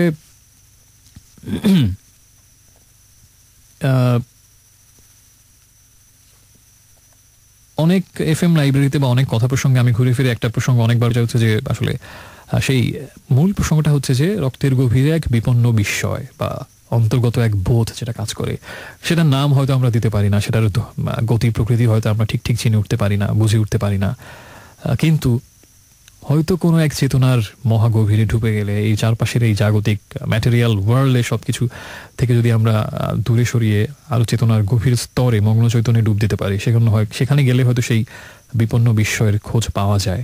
যে খোঁজ সবাই পায় না। আমরা সবাই হয়তো আশপাশের সেই জাগতিক বস্তুগত সবকিছু নিয়ে আমাদের লোভ লালসা অথবা আমাদের সেই প্রত্যাশা এবং সেই প্রাপ্তি সবকিছুর হিসাব মেলাতে মেলাতে জীবনটা পার করে দেই। সেই মগ্ন চৈতন্যগত স্তরে গিয়ে, সেই সাবলিমিনাল লেয়ারে গিয়ে হয়তো আমাদের কখনোই সেই বিপন্ন বিষয় আমাদের রক্তের গভীরে কাজ করে না। কিন্তু কিছু কিছু মানুষের করে, তাদেরকে ভূতে পায়, এবং যে কারণে তাদের কাণ্ড কারখানা, তাদের কোনো কিছু আমরা বুঝে উঠতে পারি না। এই জন্যই হয়তো মাঝে মাঝে এমন কোনো মানুষকে দেখে আমরা বলি যে লোকটার সমস্যা কি, লোকটা এরকম উদ্ভ্রান্ত কেন, সব কিছু পেয়েও সে কেন হঠাৎ করে কি হয়ে গেল। যে কারণে গৌতম বুদ্ধ হয়তো রাজত্ব, বধূ সবকিছু সেরে হঠাৎ করে একদম সন্ন্যাসী হয়ে চলে গেলেন সেই দূরে। তাকে হয়তো সেই ভূতে পেয়েছিল, হঠাৎ করে রক্তের গভীরে কোনো একটা বিপন্ন বিস্ময় কাজ করেছিল। এরকম হয়, কিছু কিছু মানুষকে ভূতে পায় মাঝে মাঝে। তো আমাদের কবিতার এই মানুষটাকেও ভূতে পেয়েছিল জীবনে সবকিছু পেয়ে যাওয়ার পরেও। এবং দেখা গেল সেটা হচ্ছে যে আসলে জীবনে সবকিছু পাওয়ার পরে অর্থ, কীর্তি, সচ্ছলতা এবং ভালোবাসা জীবনের বা বিবাহিত জীবনের সবটুকু সার্থকতা পাওয়ার পরেও একটা মানুষের বিপন্ন বিষয়ে কাজ করতেই পারে। যদি এসবের বহু ঊর্ধ্বে উঠে গিয়ে বা আরো বহু গভীরে চলে গিয়ে যদি আমরা একদম সেই দার্শনিক ভাষায় যেটাকে বলা যায় যে অস্তিত্ববাদ, বা অ্যাকচুয়ালি অস্তিত্বের যে মূল প্রশ্ন, যে আমাদের অস্তিত্বের দায়বদ্ধতা, আমাদের কৃতকর্মের যে দায়বদ্ধতা এবং আমাদের যে তার যে দায়ভার, সেই অপরাধের সেই দায়ভার কি আমাদের নাকি স্রষ্টার, নাকি যে মহাকাল বা মহানিয়তি আমাদেরকে যে সময় গ্রন্থি আমাদেরকে পাঠিয়েছে ঠেলে আমাদের অজ্ঞাতসারে, এবং আমাদের পছন্দ বেছে নেবার আগেই এই পৃথিবীতে আমাদের অবাক চোখ মেলে জেগে দেখতে হয়েছে সেই বিপন্ন জীবন, বিপন্ন বিস্ময়। সেই দায়ভারকে নিতে হবে, নাকি যদি নিতেই হয় তবে সেই দায়ভারের সীমা কতটুকু, কেনই আমাদেরকে পাঠানো হয়েছে বা আমরা কোথা থেকে এসেছি, কেন এখানে এসেছি, বা কোথায় আমাদের অগস্ত যাত্রা, এবং সেই যাত্রার আদৌ কি কোনো সার্থকতা কখনো আছে বা কখনো কি খুঁজে পাওয়া যায়, নাকি নিতান্তই একটা গড্ডলিকা স্রোতে, সময় পরিক্রমায় আমরাও জাস্ট শুধুমাত্র কিছু সেই স্রোতের কিছু ফেনিল তরঙ্গ হয়ে শুধু ভেসে যাওয়ার মতোই সেই রুটিন ওয়ার্ক পালন করছি, নাকি আসলে এর পিছনে কোনো গভীর মহৎ উদ্দেশ্য লুকায়িত, জীবনের কোনো গভীর অন্তজ মিনিং আসলে কোথাও কি আছে, নাকি সবকিছুই ধূলি জগতে মিশে যাবে সারাৎসার হয়ে, ব্যর্থতায় পর্যবসিত হবে, এবং সময় পরিক্রমায়, সময় গ্রন্থির স্রোতে যখন সবকিছু ম্লান হয়ে যাবে, আমরা যখন নিশ্চিহ্ন হয়ে যাব, ওখানে কি সবকিছু থেমে যায়, শেষ হয়ে যায়, নাকি সবকিছু নিভে যাওয়ার পরেও, সবকিছু ডুবে যাওয়ার পরেও জীবনের মধ্যে আরেকটা লাইনের মতো থাকে শুধু অন্ধকার আর মুখোমুখি বসিবার। ঠিক সেরকম কোনো প্রগাঢ় সত্য কি মুখোমুখি বসিবার জন্য থাকে? দিনের শেষে সব লেনদেন যখন ঘুচে যায়, তখন সত্যিকার অর্থে জীবনে কোনো গভীর সত্য, জগতের কোনো গভীর চেতনা, কোনো প্রগাঢ় গভীর দার্শনিক বোধ সত্যি কি আমাদেরকে গ্রাস করতে পারে, বা আমরা তার মুখোমুখি বসে জীবনের অর্থ, এই মহাজাগতিক যাত্রার, অনন্ত যাত্রার অর্থকে মিলিয়ে নিতে পারি, নাকি শুধু অন্ধকারই থাকে দিনের শেষে যখন সব লেনদেন ঘুচে যায়? অনেক দার্শনিক চিন্তাভাবনা আছে। তো এই বিষয়গুলো জীবনের অন্তজ অর্থ, গভীরতর অর্থ যারা খুঁজতে যান মাঝে মাঝে ডুবুরির মতো সেই জীবন মহাসাগরের একদম অতলান্তিক গভীরে গিয়ে, তাদেরকে আমরা পাগল বলি, তাদেরকে আমরা ভূতে পাওয়া মানুষ বলি, তাদেরকে আমরা বলি মাথার, এ যুগের ভাষায় হয়তো ক্র্যাক, তার ছেঁড়া, হয়তো পাগল পাড়া, এরকম অনেক কিছু আমরা বলে থাকি। এবং সেই মানুষগুলোর কাণ্ড কারখানা আমরা কখনোই বুঝে উঠতে পারি না, এবং তারা একদম দলছুট হয়ে, সমাজ ছুট হয়ে এবং সমাজচ্যুত হয়ে আসলে এক ধরনের একটা ভেলার মতো ভাসতে ভাসতে একটা উদ্ভ্রান্ত জীবন কাটিয়ে হয়তো একটা সময় চলে যায়, কখনো স্বাভাবিকভাবে, কখনো হয়তো হবে কোনো একটা রাতে হঠাৎ করে একটা চেতনার গভীর বিপর্যয় তৈরি হলে একগাছা দড়ি নিয়ে হয়তো ঝুলে পড়ে কোনো একটা অশ্বত্থ গাছের ডালে। এরকমই হয়তো সেই মানুষটার হয়েছিল। এবং এখানে এই কবিতা নিয়ে দুটো মত বা মানে দুই ধরনের কথা চালু ছিল। একটা হচ্ছে যে এই কবিতা পড়ে নিন্দুকেরা বলেছিলেন যে এই কবিতা তো আসলে মানুষকে ধ্বংসাত্মক হতে শেখাবে, মানুষকে জীবনের হতাশা, জীবনের অর্থহীনতা এবং জীবনের তুচ্ছতা সম্পর্কে মানুষকে আবার নতুন করে ভাবাবে। এবং খুব অবাক হবার কিছু নেই যদি জীবনের অর্থ খুঁজে পায় না এরকম কোনো তরুণ বা এরকম কোনো মানুষ যদি এটা থেকে আরো বেশি হতাশায় নিমজ্জিত হয়ে গিয়ে সেও ঠিক ওই মানুষটার মতোই নিজের জীবন শেষ করে দেওয়ার সিদ্ধান্ত নেয়, আত্মঘাতী সিদ্ধান্ত নেয়, বা এই কবিতা তাদেরকে গভীরভাবে প্রভাবিত করে এবং অনেকে প্রভাবিত করেছিল এবং অনেকেই হয়তো আরো হতাশায় নিমজ্জিত হয়েছেন ওই কবিতা পড়ে। তো এই জন্য তাকে অভিযুক্ত করা হয়েছিল জীবনানন্দ দাশকে। তো তারা বলেছেন যে এটা একটা প্রচন্ড প্রচন্ড হতাশার কবিতা, আশাহীনতার কবিতা, এবং এটা আসলে একটা ব্যর্থতার, ধ্বংসের একটা কবিতা। এখানে কোনো কল্যাণ নেই, মুক্তি নেই। কিন্তু আসলে তারা আসল জায়গাটাতে ধরতে ব্যর্থ হয়েছেন। সেটা হচ্ছে যে একদিকে জীবনানন্দ যেমন বলেছেন যে সবকিছু ছিল, তারপরে সেই মানুষটা হঠাৎ করে এক বিপন্ন বিস্ময়, ওই যে ওই লাইনগুলো একটু আবার পড়ি যে অর্থ নয়, কীর্তি নয়, সচ্ছলতা নয়, আর এক বিপন্ন বিস্ময় আমাদের অন্তর্গত রক্তের ভিতর খেলা করে, আমাদের ক্লান্ত করে, ক্লান্ত ক্লান্ত করে। লাশ কাটা ঘরে সেই ক্লান্তি নাই, তাই লাশ কাটা ঘরে চিত হয়ে শুয়ে আছে টেবিলের পরে। এই কথাগুলো বলে যেমন জীবনানন্দ একদিকে বুঝিয়েছেন জীবনের অর্থহীনতার কথা, যে মৃত্যুই পারে সেই থেকে মুক্তি দিতে, সেখানে কোনো জেগে ওঠার ভয় নেই, অবিরাম বেদনা নেই, হৃদয়ের ভার বইবার কষ্টও নেই, তাই লাশ কাটা ঘরে সেই ক্লান্তি নাই, এবং অন্তর্গত রক্তের বিশ্ব আমাদেরকে শুধু ক্লান্ত করে, বিপন্ন বিস্ময়। একদিকে যেমন তিনি এটা বলেছেন, কিন্তু নিন্দুকের দল যেটা আসলে দেখতে বা ধরতে ব্যর্থ হয়েছিল সেটা হচ্ছে যে ওই লাইনগুলো, আমি একটু ওখান থেকে না পড়লে আসলে ঠিক বিষয়টা ক্লিয়ার হবে না। সেটা হচ্ছে যে এই লাইনগুলো পড়ুন, যে কিছু অর্থ মানে একেবারেই নিম্ন কিছু প্রাণীর উদাহরণ দিয়ে কি অদ্ভুতভাবে জীবনের জয়গান গাওয়া হয়েছে, যে তবুও তো প্যাঁচা জাগে, গলিত স্থবির ব্যাং আরো 2 মুহূর্তের ভিক্ষা মাগে। একেবারে তুচ্ছ ক্ষুদ্র যাদের জীবন, যাদের জীবনের কানাকড়ি দাম আমাদের কাছে নেই, সেগুলোর তুলনা উপমা দিয়ে জীবনানন্দ বোঝাতে চেয়েছেন যে মানব জীবন তো অনেক উঁচুর একটা ব্যাপার, অনেক উচ্চতর একটা বিষয়। তুচ্ছ ব্যাং কিংবা প্যাঁচা, তাদেরও জীবনের জন্য কি গভীর মমতা, কি গভীর ভালোবাসা, তবুও তো প্যাঁচা জাগে। গলিত স্থবির ব্যাং, যে ব্যাংকটা হয়তো একদম কোনো আঘাতে ক্ষয়প্রাপ্ত হয়ে গেছে, গলিত স্থবির হয়ে গেছে, কিছুক্ষণ পরেই হয়তো হারিয়ে যাবে, এত তুচ্ছ একটা জীবন কেউ খেয়ালও করে দেখবে না যে একটা ব্যাং হারিয়ে গেল পৃথিবী থেকে। সেও আরো 2 মুহূর্ত বেঁচে থাকতে চায় জীবনকে ভালোবেসে, আরেকটি প্রভাতের ইশারায়, অনুমেয় উষ্ণ অনুরাগে। কি অদ্ভুত সুন্দর উপমা! আরেকটি প্রভাতের ইশারায়, অনুমেয় উষ্ণ অনুরাগে। ইভেন মশার কথা বলা হয়েছে, যে মশা কবিতায় আসতে পারে, যে ব্যাং কবিতা আসতে পারে, এটা জীবনানন্দ আগে বাংলা ভাষায়, বাংলাদেশে কেউ হয়তো কোনোদিন ভাবেননি যে এত তুচ্ছ প্রাণীগুলোকে কবিতায় অদ্ভুত শিল্পিতভাবে তুলে আনা যায়। মশা বা মশারিও যে কবিতার বিষয় হতে পারে, কি অদ্ভুত সুন্দর উপমা, যে চারদিকে মশারির ক্ষমাহীন বিরুদ্ধতা। কি অসাধারণ লাইন! মশা তার অন্ধকার সংগ্রামে জেগে থেকে জীবনের স্রোত ভালোবাসে। যে মশাকে কোনোদিন আমরা কোনো কাব্যের উপমাতে তো স্থান দিতে আমরা দ্বিধাবোধ করবো, সবসময় কুণ্ঠাবোধ করবো, সেই মশাও তার অন্ধকার সংগ্রামে জেগে থেকে জীবনের স্রোত ভালোবাসে। কি অসাধারণভাবে জীবনের জয়গান জীবনানন্দ গিয়েছেন, যেটা ওই সময় নিন্দুকের দল তাদের চোখ সম্পূর্ণভাবে সেটা অগ্রাহ্য করে গেছে। এবং এবার আসি মাছির প্রসঙ্গে। একদম তুচ্ছ পতঙ্গ কীট, যেগুলো আমরা সব থেকে ঘৃণার পাত্র বলে বিবেচনা করি এবং যেগুলো আমাদের কাছে সব থেকে অস্পৃশ্য, সেইগুলোর উপমা দিয়ে তিনি দেখিয়েছেন যে এই তুচ্ছ জীবনের জন্য যদি তাদের এত ভালোবাসা মায়া থাকে, তবে আমাদের কেন থাকবে না। যেমন মাছির কথা বলা হয়েছে, যে রক্তক্লেদ বসা থেকে রৌদ্রে ফের উড়ে যায় মাছি, সোনালি রোদের ঢেউয়ে উড়ন্ত কীটের খেলা কত দেখিয়াছি। ঘনিষ্ঠ আকাশ যেন কোনো বিকীর্ণ জীবন অধিকার করে আছে ইহাদের মন। কিন্তু সেই মানুষটা সেটা বুঝলো না। চাল ডুবে গেলে পর প্রধান আধারে তুমি অশ্বত্থের কাছে একগাছা দড়ি হাতে গিয়েছিলে তবু একা একা। যে জীবন ফড়িংয়ের দোয়েলের, মানুষের সাথে তার হয় না দেখা। এটা ছিল সেই লোকটার কথা। আবারও জীবনানন্দ জীবনের জয়গান আরেকভাবে গেয়েছেন, যে অশ্বত্থের শাখা করেনি কি প্রতিবাদ, যে তুমি যখন এই এত বড় একটা আত্মঘাতী সিদ্ধান্ত নিলে, যে অশ্বত্থের ডালে তুমি ঝুলে পড়লে, যে মহাকালের সাক্ষী, যে জীবনের সাক্ষী, সেই গাছের ডালও কি তোমাকে প্রতিবাদ করেনি, বলেনি তোমাকে ফিরে যেতে? জীবনের জয়গান সেই অশ্বত্থের ডালও কি তোমাকে শোনায়নি? জোনাকির ভিড় এসে কি তোমাকে সোনালী ফুলের স্নিগ্ধ ঝাঁকের কথা বলেনি? এরপর আসলো সেই থুরথুরে অন্ধ প্যাঁচা। এই অন্ধ প্যাঁচা থুরথুরে, এটা একটা খুব ইম্পর্টেন্ট একটা ফ্যাক্টর এই কবিতাতে। এই অন্ধ প্যাঁচাটাকে যে বারবার ইঁদুর ধরতে চায়, ওই লাইনটা বলে, যে বুড়ি চাঁদ গেছে বুঝি বেনো জলে ভেসে, চমৎকার, ধরা যাক 2-1টা ইঁদুর এবার। এই লাইনগুলো অনেকেই বোঝেননি এবং এখনো অনেকে বলতে শোনা যায় যে একটা প্যাঁচা ইঁদুর ধরবে। এইরকম একেবারে তুচ্ছ ব্যাপারগুলো কি করে একটা বিখ্যাত কালজয়ী কবিতার লাইন হতে পারে? এটাও কি কোনো গভীর কোনো বিষয় যে প্যাঁচা ইঁদুর ধরবে?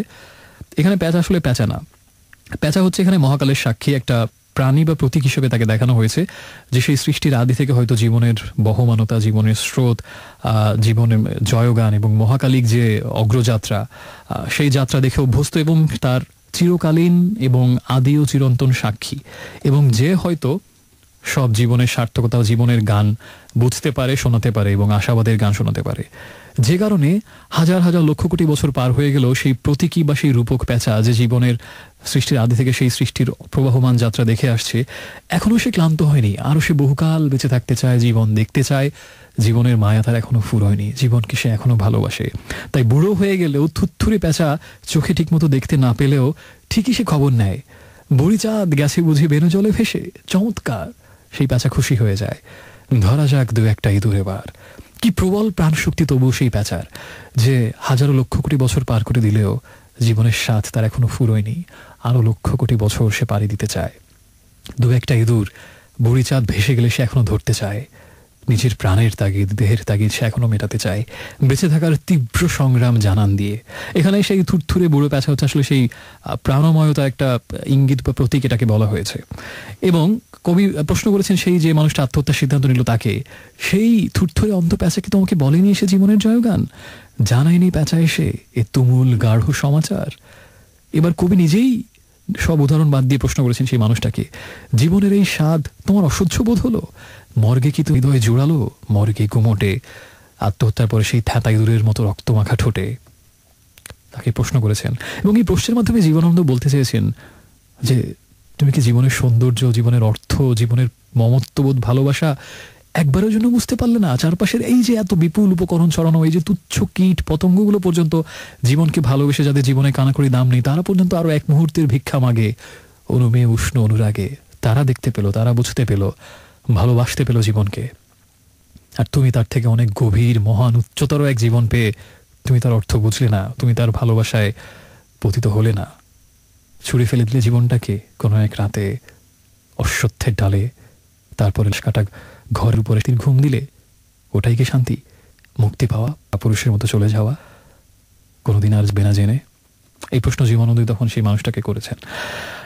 এরপরে আরো আছে যে ওই যে সেই ওই লোকটার হয়ে আবার জীবনানন্দ হয়তো কিছু তার কিছু কথা বলছেন যে জানি নারীর হৃদয় প্রেম শিশুরিহ নয়, সবখানি অর্থ নয়, কীর্তি নয়, স্বচ্ছল নয়, আরেক বিপন্ন বিষয় আমাদের অন্তর্গত রক্তের ভিতরে খেলাকে। একদিকে যেমন জীবনানন্দ সেই মানুষটার ভেতরে সংকট, কষ্ট, গ্লানি, হাহাকার, সংশয়, উত্তরহীনতা এবং তার অস্তিত্বের সংঘাতকে দেখিয়েছেন, ততগুলো বলছেন ঠিকইভাবে যে আমাদের রক্তের ভেতরে আর বিপন্ন বিস্ময় খেলা করে, আমার ক্লান্ত করে, এবং তাই আমরা কাটা ঘরের সেই ক্লানায় চিত হয়ে সেখানে শুয়ে দিয়ে জীব থেকে বিদায় আমরা মুক্তি চাই হয়তো, কারণ কোনো মানের তর মেলাতে পারি না। উল্টো পাশে আবার জীবনের ওই কীট পতঙ্গের রুম দিয়ে শেষ পর্যন্ত বোঝাতে চেয়েছে সেই মহাকালের প্রাণময়তার কি প্যাঁচার কণ্ঠে প্রতিধ্বনিত করছে জীবনেরই গান, এইগুলো কি দেখতে পেলে না? ভালোবাসার থেকে না জীবনটাই। দুই পা জীবনানন্দ দুই রকম, একদিকে সেই লোকটার কথা আর আরেকদিকে গিয়ে নিজের জীবনের সপক্ষে দেখাগুলো বলছেন। এবং একদম শেষ লাইনগুলোতে, একদম শেষ পাশে আমরা জীবন বা মানুষ জীবনানন্দ বা কুই জীবনানন্দ তার নিজস্ব স্বপ্নগুলো এতক্ষণ বলছিল। একদিকে ওই মানুষটার কথা যে মানুষটা আত্মসিদ্ধান্ত নিল, আরেকে চলছিল যে উল্টো পাশে জীবনের জয়ান, জীবনের ভালোবাসা এবং প্রত্যেক মুহূর্তে যে কিমান দামি, সেগুলো একদম শেষ এসে আমরা কবি জীবন আসলে শেষ পর্যন্ত ট্রাই দিচ্ছেন এটা জানতে পারি। এবার কবি জীবনানন্দের থেকে তেতনি কথা, এটা ওই মাস্টারের কথা না, সেই থুরে পেঁচাটাও না, এটা সম্পূর্ণ তার কথা, তার বক্তব্য, ভাষা। সেটা হচ্ছে হেবার পিতামহী আজও চমৎকার। এখানে প্রগাঢ় পিতামহী সেই প্যাঁচাকে বোঝানো হয়েছে, থুরে প্যাঁচা, মহাকাল সাক্ষী, শ্রী সাক্ষী, মনোময়তার সাক্ষী। তাকে প্রশ্ন করুন আজও চমৎকার মানে জীবন এখনো সুন্দর, এখনো জীবন করছো, ভাসছো, নাকি আবার ভালোবাসা ফুরিয়ে তোমার, কি এখনো তুমি স্ত্রীর জয়, জীবনের জয়, জীবনের মাহা তুমি এখনো চলে যাচ্ছ? আজ চমৎকার আমি তোমার মতো। জীবনানন্দ শেষ পর্যন্ত জানিয়ে দিলেন না, ওই লোকটা ভুল করেছে। শেষ পর্যন্ত জীবনানন্দ তাকে সমর্থন করলেন না। যতই ভেতরে অন্তর্গত বিপন্ন বিষয় কাজ করুক, নিজের আত্মহননের সে সিদ্ধান্ত বা সবকিছু ছেড়ে পালিয়ে মৃত্যুর মধ্যে মুক্তি খোঁজা, শান্তি খোঁজা, অর্থ খোঁজা, এটাকে তিনি শেষ পর্যন্ত প্রত্যাখ্যান করলেন, ছুড়ে ফেলে দিলেন। দুটো বিরুদ্ধ যুক্তি নিয়ে এতক্ষণ খেলা করছিলেন জীবনানন্দ। একদিকে জীবনের জয়গান, আরেকদিকে জীবনের প্রতি সেই বিপন্ন অসহায়ত্ব এবং বিপন্ন উত্তরহীনতা, অর্থহীনতা জীবনের। দুটো নিয়ে পাল্টাপাল্টি খেলা করতে করতে একদম শেষ পারে সেই জীবনানন্দ শেষ পর্যন্ত জীবনের পক্ষেই রায় দিলেন যে আমিও তোমার মতো বুড়ো হব। মানে বোঝাতে চাইছেন যে সেই থুত্থুরি বুড়ো প্যাঁচার মতো জীবনানন্দ আরো হাজার লক্ষ কোটি বছর বেঁচে থাকতে চান। জীবনের প্রতি তার মমত্ববোধ, ভালোবাসা এখনো প্রগাঢ়, সীমাহীন, অসীম। এবং তাই তিনি ওই বুড়ি সেই কালের সাক্ষী, সেই থুত্থুরি বুড়োর মতো তিনিও একদম বহুকাল, শত কোটি বছর জীবনটাকে দেখে তার মতো বুড়ো হতে চান। আমিও তোমার মতো বুড়ো হব, বুড়ি চাঁদটারে আমি করে দিব কালিদহে বেনো জলে পার। একদম শেষ লাইন কবিতার সেই মহাকালের সাক্ষীর সাথে সেই প্রাণের প্রাণময়তার স্রোতের ধারক এবং রূপক সেই প্যাঁচার সাথে হাত মিলিয়ে দুজনে বলছেন, ঘোষণা করছেন জীবনানন্দ, আমরা দুজনে মিলে শূন্য করে চলে যাব জীবনের প্রচুর ভাড়ার। জীবনে প্রচুর ভাড়ার মানে হচ্ছে যেখানে আমরা শস্য জমা রাখি, আমাদের সংসারে নিত্য প্রয়োজনীয় সেইগুলো জমা রাখি, অর্থাৎ জীবনে প্রচুর ভাড়ার আছে, জীবনের সঞ্চয় অনেক আছে অবশ্যই, এবং জীবনের সেই ভাড়ারে ভালোবাসার মতো, প্রাণ ধারণ করার মতো এবং সম্পদ সত্যিকারে অনেক কিছু আছে। লিখেছেন জীবনানন্দ জীবনের প্রচুর ভাড়ার। তো জীবনে যেহেতু অনেক কিছু পাবার আছে এবং জীবন থেকে অনেক কিছু সংগ্রহ করার আছে, সেই মহাকালের সাক্ষী বা প্রাণময়তার স্রোতের সাক্ষী প্যাঁচার সাথে হাতে হাত রেখে, বা প্রকারান্তরে বলা যায় যে সেই প্রাণের বা মানব যাত্রার সেই প্রাণময়তা বা বহমানতার স্রোতকে স্যালুট জানিয়ে জীবনানন্দ একসাথে ঘোষণা করছেন, আমিও সেই প্রাণময়তার স্রোতে সামিল হলাম, আসীন হলাম, বিলীন হলাম, মানবাত্মার শাশ্বত চিরন্তন জীবনযাত্রায় আমিও বিলীন হলাম, আমিও জীবনের জয়গান গাইব, আরো লক্ষ কোটি বছর বেঁচে থেকে ওই বুড়ি চাঁদকে বেনো জলে পার করে দেব। আর সেই সময়, হে মহাকাল, হে সময় গ্রন্থি, হে শাশ্বত চিরন্তন সময় স্রোত মানবরা, তোমার সাথে হাত রেখে আমরা দুজনে মিলে শূন্য করে চলে যাব জীবনের প্রচুর ভাড়ার। যা কিছু জীবন থেকে পাবার আছে, জীবন থেকে আহরণ করার আছে, সংগ্রহ করার আছে, সব কিছু আমি আস্বাদ নিতে চাই, আর সব কিছুর স্বাদ আমি নিতে চাই একদম পুরোপুরি। আমার আকণ্ঠ পান করতে চাই জীবন তৃষ্ণা, জীবনের সম্পদ, বৈচিত্র্য, রূপ, রস, গন্ধ একেবারে আকণ্ঠ গলাধকরণ করে আমি নিঃস্ব করে যখন জীবনটাকে মনে হবে আর কিছু নেই জীবনে, সবটুকু ভাড়ার আমি শূন্য করে দিলাম, তখন আমি চলে যাব। তার আগ পর্যন্ত জীবনকে ভালোবেসে যাব, যে পর্যন্ত আকণ্ঠ পান করা যায় জীবনের সুধা। শেষ পর্যন্ত কিন্তু জীবনানন্দ সেই জীবনের জয়গানে ঘোষণা করলেন। কিন্তু ওই সময়টাতে যেহেতু জীবনানন্দ তার সময় থেকে ছিলেন আগানো, তার সমসাময়িক সময় তার এই কবিতাটা ধরতে পারেনি, বুঝতে পারেনি, এবং তাকে হতাশার এবং মানুষকে আরো নেগেটিভ একটা ভাইব দেওয়ার জন্য তাকে শেষ পর্যন্ত তীরবিদ্ধ করা হয়েছিল, অনেক সমালোচনা হয়েছিল ওই সময়টাতে। অথচ সেই সময় মানুষ হতে জানতো না যে এভাবে কালজয়ী হবে এই কবিতা, এবং বাংলা ভাষার কি বিশ্ব সাহিত্যের অন্যতম শ্রেষ্ঠ এবং আলোচিত, এবং যে কবিতাগুলো আসলে কালে কালে যুগে যুগে মহাকালের এবং জীবনের জয়গান, মানুষের জয়গান ঘোষণা করে হয়তো অমর হয়ে থাকবে, তার মধ্যে অন্যতম একটা কবিতা হবে 8 বছর আগের একদিন। এবং তার লেখার 80 বছর পরেও এসে আমরা একটা রেডিও শোতে এটা নিয়ে কথা বলছি। এটাই মনে হয় যে আর কি বলার আছে, যে এই কবিতা আসলে কতটা কালজয়ী। তো আজকের এফএম লাইব্রেরি ছিল এটাই, সেই কবিতা নিয়ে 8 বছর আগের একদিন। আচ্ছা, এবার একদম শেষ একটা ইনফরমেশন ইন্টারেস্টিং দিয়ে আমি এইখানে সেগমেন্টটা শেষ করছি। সবই বুঝলাম, কিন্তু কবিতার নাম 8 বছর আগের একদিন কেন? এটা হচ্ছে এই কারণে যে কবিতা যখন লেখা হয়েছিল 1938-এর দিকে, তার 8 বছর আগে অর্থাৎ 1930-এর দিকে জীবনানন্দ তার জীবনের অন্যতম হতাশ কিছু সময় পার করছেন। তার চাকরি নেই, বাকরি নেই, ঠিক মতো খেতে পারছেন না দুবেলা, প্রচন্ড কষ্টে, দারিদ্রে, এমনকি এক কাপ চা খাবার পয়সা তার পকেটে পর্যন্ত নেই, এবং দেখা যাচ্ছে যে 3 টাকা 3.5 টাকা পকেটে নিয়ে 1 সপ্তাহ থেকে পার করতে হচ্ছে, এবং কোনো মতে না খেয়ে আছেন, মাছ হয়তো 1 মাস ধরে চোখে দেখেননি। এভাবে ভয়াবহ দারিদ্র্যে, সীমাহীন যন্ত্রণায় কলকাতায় বসে জীবন পার করছেন। এবং ওই সময়টাতে যেহেতু 8 বছর আগে ওই সময়টাই হয়, এবং ওই সময়টাতে জীবনানন্দের স্ত্রীও ছিল, এবং সদ্য তার মেয়ে জন্ম নিয়েছে মঞ্জুজার নাম, এবং আমরা আসলে বুঝে নিতে পারি যে 8 বছর আগে ওই সীমাহীন কষ্টের গ্লানির সময়টাতে তার মানে জীবনানন্দ দাশের আত্মহত্যার কথা মনে হয়েছিল। এবং যে ব্যক্তির কথা বলা হয়েছে যে 1 গাছা দড়ি নিয়ে লাশ কাটায় সেই অশ্বত্থ গাছের ডালে ঝুয়ে পড়লো, ওই ব্যক্তিটা আসলে 8 বছর আগে জীবনানন্দ দাশ নিজেই। তার হয়তো সেই জীবনের ব্যর্থতা এবং গ্লানিতে আর জীবনের অর্থহীনতা সাথে যুদ্ধ করতে করতে জীবনের কোনো মানে খুঁজে না পেয়ে সে রক্তের অন্তর্গত গভীরে যখন বিপন্ন বিস্ময় খেলা করেছিল, তিনি হয়তো ওই মানুষটার মতো 1 গাছা দড়ি নিয়ে ঝুলে পড়তে চেয়েছিলেন, জীবনটাকে শেষ করে দিতে চেয়েছিলেন। কিন্তু শেষ পর্যন্ত ঠিক নিজে যেভাবে জীবনের জয়গান এই কবিতা গাইলেন, হয়তো সেই প্রবল ভালোবাসা জীবনের প্রতি তাকে আবার সেই ধ্বংস থেকে বা শেষ পর্যন্ত আত্মহত্যার হাত থেকে ফিরিয়ে এনেছিল, এবং ঠিক সেই মানুষটাই হয়তো জীবনানন্দ দাশ। এবং 1938-এ এসে যখন এই কবিতা লিখলেন, 8 বছর আগে 1930-এ যেহেতু ওই সময়টা ছিল, এবং সেই পাশে শিশুটিও ছিল, বধূ ছিল, সবকিছুই তার সাথে যেহেতু মিলে যায়, আমরা ধরে নিতে পারি যে 8 বছর আগে সেই সীমাহীন বিপন্ন বিস্ময়ের শিকার জীবনানন্দ হয়েছিলেন। তিনি আত্মহত্যা করতে চেয়েছিলেন, কিন্তু সেই শেষের সেই লাইনগুলোর মতো প্রগাঢ় ভালোবাসা জীবনের প্রতি তাকে আবার ফিরিয়ে এনেছিল, এবং জীবনের জয়গানে তিনি গেয়েছেন, ঘোষণা করেছেন। 1938-এ 8 বছর পরে সেই কবিতাটা লিখেছেন। এই জন্যই হয়তো কবিতার নাম 8 বছর আগের একদিন। তো এই ছিল আজকের ভিন্ন রকম এফএম লাইব্রেরি। আশা করি ভালো লেগেছে, আর আরো বেশি করে জীবনানন্দ দাশ পড়বেন, নতুন একটা না 100টা জীবন খুলে যাবে চোখের সামনে, এইটুকু বলা যায়। আপাতত অনেক কথা হয়েছে, শুধুমাত্র SMS করার নিয়মটা এখন বলি। যদি কিছু লিখতে চান, প্রথমে লিখবেন রেডিও আমার শর্টেস্ট ভার্সন, যেটা হচ্ছে RA স্পেস দিয়ে নাম ঠিকানা এবং তারপরে কথাগুলো, আর লিখে পাঠাবে যে নম্বরে, সেটা হচ্ছে 6969। একটু পরে ফিরছি, সাথে থাকুন।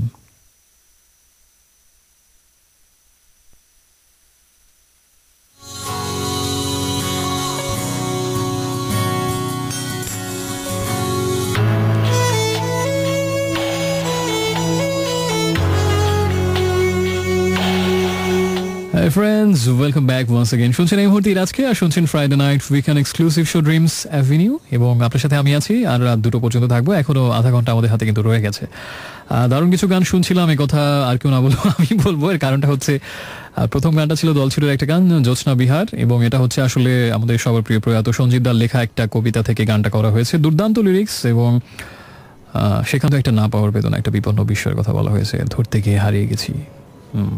যাই হোক, সেজন্য গানটা প্লে করলাম ওই এফএম লাইব্রেরির পরে। আর এরপরে আমরা শুনলাম একটু আগে আমার খুব প্রিয় একটা বিরহের গান, সেটা হচ্ছে অলওয়েজ সামওয়্যার। এবং আমাকে যদি কেউ জিজ্ঞেস করে যে তোমার সবথেকে প্রিয় বিরহের গানগুলো কি, অনেকগুলো গানের নাম বলা যাবে, অবশ্যই এটাও থাকবে লিস্টে, always somewhere. I'll be back to love you again. আমার কাছে মনে হয় যতই বিরহ থাক না কেন, যত গভীর, যত দীর্ঘ, যত যন্ত্রণাদায়ক, যত মর্মান্তিক, মর্মন্তুদ যতই থাকুক না কেন, শেষ কথা যদি এটা হয়, I'll be back to love you again. মনে হয় 1000 বছর অপেক্ষায় থাকা যায় যদি ভাবে প্রগাঢ় বিশ্বাস নিয়ে কেউ বলে যাওয়ার আগে যে অপেক্ষায় থেকো, আমি আসবো। শবনম যারা পড়েছেন সৈয়দ মুস্তাফা আলী, সেখানেও কিন্তু এই কথাটা ঘুরে ফিরে বারবার এসছে যে মাজনুন যখন চলে যায় শবনমের কাছ থেকে, শেষ দেখা যখন তাদের ছিল, যাওয়ার আগে কিন্তু এটাই ছিল যে অপেক্ষায় থেকো, আমি আবার আসবো, এরকম একটা কথা ছিল। এবং একদম বইয়ের শেষে হচ্ছে তামাম নাশুদ, যেটা ফার্সিতে যেটার অনুবাদ করলে হয় যে অসমাপ্ত। তো সে যাই হোক, I'll be back to love you again, এটা আমার কথা আমার সব লিসনারের জন্য। প্রত্যেকটা শোয়ের শেষে I'll be back to love you again and to talk to you again. আর এদিকে আমাকে SMS পাঠিয়েছেন অনেক ফ্রেন্ড, তার মধ্যে লিখেছেন আমাকে একজন, তিনি হচ্ছেন মুক্তি, তার সাথে অবশ্য আমার ধারণা মিলেছিল। উনিও লিখেছিলেন সবচেয়ে আলোচিত হচ্ছে বিদ্রোহী এবং বনলতা সেন। 3 জন পাওয়া গেল যাদের সাথে আমার ভাবনা মিলল। 3 জনের সাথে আসলে কথা বলার সময় এই মুহূর্তে নেই, আর একজনকে বাদ দিলে কথা বলে বাকি 2 জন মন খারাপ করবেন। এই জন্য একটা কাজ করতে পারি, এরপরে আমি গানটা প্লে করবো যে গানটা, সেই গানটা এই 3 জনের জন্য যারা আমার সাথে যাদের ভাবনাটা মিলেছে, মুক্তি, তানজিলা এবং মুস্তাফিজুর, এই 3 জনের জন্য এর পরের গানটা। ওকে, সেটা যে গানই হোক। হ্যাঁ, আর আমাকে জানিয়েছেন এরপরে রাহাদ ফ্রম নোওয়েল, অ্যাড্রেসটা দেননি তিনি, আমাকে জানিয়েছেন গাজীপুরের লিটু অনেক দিন পর, লিখেছেন হাই ব্রো, কেমন আছেন? আজকে আপনাকে নিয়ে সেই তুমুল আড্ডা হলো, আপনার স্টুডেন্ট আমরা যারা ছিলাম 5 জনের সাথে আজকে দেখা হলো, এবং আমি মিস করলাম এটা লিটু, আমার থাকতে পারলে ভালো লাগতো। স্টুডেন্ট বলতে নিশ্চয়ই অনেকে ভাবছেন আমি নিশ্চয়ই এককালে কোথাও শিক্ষকতা করিয়েছি, এরকম কিছু না। এক সময় অনেক আগে 2008, 9, 10, 11, এই সময়টার দিকে হচ্ছে যে তখন ঠিক শেখানো বলা যায় না, আমি নিজের জানি 2-6টা, এটাকে ঠিক শেখানো বলা যায় না। ওই সময় বেশ কিছু আমি ক্লাস নিতাম, মানে যারা অ্যাকচুয়ালি আরজে হতে চান ওই সময়টাতে, তাদের ট্রেন আপ করা বলা হোক, আর অ্যাসিস্ট করা বলা হোক, বা গ্রুমিং বলা হোক। তো এরকম আরজে ট্রেনিংয়ের বেশ কিছু ক্লাস এই 2008 থেকে 11 পর্যন্ত আমি নিয়েছিলাম। ওই সময় আমার সেই ক্লাসে যারা ছিলেন তাদের মধ্যে অনেকেই এখন ভালো লাগে, গর্বে বুকটা ভরে ওঠে, অনেক ভালো আরজে হয়েছেন পরে, বা অনেক টিভি চ্যানেলেও কাজ করছেন, এবং তাদের অনেকের কথা আমার এখনো মনে আছে যে এত ব্রিলিয়ান্ট ছিলেন, এবং মাঝে মাঝে নিজে লজ্জায় পড়তাম যে এত ভালো যারা, এত সুন্দর যাদের উচ্চারণ, এত দুর্দান্ত যাদের ভয়েস এবং অ্যামেজিং যাদের পারফরমেন্স, এদেরকে নাকি আমি হেল্প করতে এসেছি, আর এদেরকে নাকি আমি মানে গ্রুমিং বা ট্রেন আপ করতে এসেছি। নিজে আমার মনে হচ্ছে এদের কাছ থেকে আমার অনেক কিছু শেখার আছে। তো লিটুও সেখানে ছিল। যাই হোক, এদের অনেকের কথা আমার এখনো মনে আছে লিটু, এবং আমার সত্যি যদি কোনো দিন তাদের সাথে আবার দেখা হয়, যত স্টুডেন্ট ছিল, অবশ্যই ভালো লাগবে। আমি মন থেকে চাই কখনো দেখা হোক তাদের সবার সাথে আবার, কিন্তু আসলে জীবনটাই হয়তো একরকম, তাই না? চাইলে অনেক কিছু হয় না। শ্রুতি, আসলে আপু কবিতার আসলে অ্যানালাইসিস ঠিক না, কবিতার অ্যানালাইসিস আসলে হয় না, সাহিত্যের হয় না। এটা আসলে বলা যায় যে এটা পড়ার পরে কোন ভাবনাগুলো স্ট্রাক করে আপনাকে, কোন কথাগুলো ঘুরপাক খেতে থাকে মাথার। ওই যে জীবনানন্দেরই আরেকটা লাইন আছে যে শেখানো জলের মতো ঘুরে ঘুরে একা একা কথা কয়, ঠিক ওরকম যে কোনো একটা কবিতা বা বই পড়ার পরে কিছু কথা এরকম ঘুরে ঘুরে একা একা কথা কয় মনের ভেতরে, সেই ভাবনাটাই শেয়ার করলাম। ঠিক অ্যানালাইসিস এটাকে বলা যাবে না, সাহিত্যের আসলে ওইভাবে অ্যানালাইসিস আমি ঠিক সমর্থন করি না। বলা যায় যে নিজস্ব যে কথাগুলো পড়ে মনের মধ্যে আসে সেই কথাগুলো শেয়ার করা। আর রাশিদ লিখেছেন অসাধারণ একটা কবিতা। আসলে ব্লু নাইটিঙ্গেল আমাকে জানিয়েছেন, if your eyes are positive you'll love the world, but if your tongue is positive the world will love you. এই জন্য সুমিষ্ট ভাষী হতে হবে আমাদেরকে, তাই না? মেবি। রাজীব চিটংয়ের ফ্রেন্ড, অনেক ভালো একজন listener, and I really like your message Rajib, whenever you send me. সাথে থাকতে হবে সবসময় এবং এই সাপোর্টটা দিতে হবে always. Okay, you are most welcome. Jessie Jenny জানিয়েছেন কনসেপ্টটা খুব ভালো ছিল এবং one of the best FM libraries, আর কবিতার গহীন ভেতরে গভীরে চলে যাওয়া খুবই সুন্দর একটা অনুভূতি। সবাইকে ধন্যবাদ। আর এই মুহূর্তে আমি SMS করার নিয়মটা মনে করে দিই, যদি কোনো গান শুনতে চান, নিজের কোনো ভাবনা শেয়ার করতে চান, আপনার মোবাইল ফোনের SMS অপশনে যাবেন, গিয়ে লিখবেন রেডিও আমাদের শর্টেস্ট ভার্সন, যেটা হচ্ছে RA স্পেস দিয়ে নাম ঠিকানা এবং তারপরে কথাগুলো লিখে পাঠাবেন 6969 এই নাম্বারটাতে। এখন আমরা একটা গান শুনবো এবং এটা জেমসের একটা গান, ওই 3 জন বন্ধুর জন্য। এটা হচ্ছে মুস্তাফিজুর, আর যেন মুক্তি ছিলেন, আর তানজিলা, এই 3 জনের জন্য। তাদের সাথে আমার ভাবনা মিলেছে, সেজন্য। ফেলুদার একটা বইয়ে পড়েছিলাম, কোন বই ঠিক মনে নেই, ফেলুদা আমার খুব প্রিয়, এখনো আমি সময় সুযোগ পেলে ফেলুদা পড়ি মাঝে মাঝে। তোপসে তার যে খুড়তুতো ভাই এবং তার অ্যাসিস্ট্যান্ট, দেখা যাচ্ছে যে বেশিরভাগ সময় শেষ ফেলুদার চিন্তা ভাবনা ধরতে পারে না। তো কোন একটা বইয়ের শেষে একদম রহস্য যখন উদ্ধার করা হয়ে গেছে, তখন তোপসে বলে, আচ্ছা ফেলুদা, এই বিষয়টা তো এরকম ছিল, তাই না? তখন ফেলুদা তো খুব একটা ভারী কি মনে থাকেন এবং খুব হিউমারাস অ্যান্সার দেয়, বলে সেটা এইভাবেই হয়েছে কিনা নিশ্চিতভাবে বলা যায় না, বা এক্ষেত্রে তোর সাথে যেহেতু আমার ভাবনা মিলে গেল, এজন্য তোকে আমি সম্মানিত করব। এবং সম্মানিত করার ওয়েটা হচ্ছে, দুজনের প্লেটে জিলাপি ছিল, ফেলুদা জিলাপি খেতে খুব পছন্দ করতেন, তো নিজেরটা রেখে তোপসে প্লেট থেকে একটা তুলে নিয়ে বললেন এটাই হচ্ছে তোকে সম্মানিত করা, যেহেতু তোর সাথে আমার ভাবনা মিলে গেল। তো আমার এই তিনজন বন্ধুর সাথে ভাবনা মিলেছে, তাই তাদেরকে সম্মানিত করছি এই গানটা প্লে করে। একটু পরে ফিরছি, সাথে থাকতে হবে।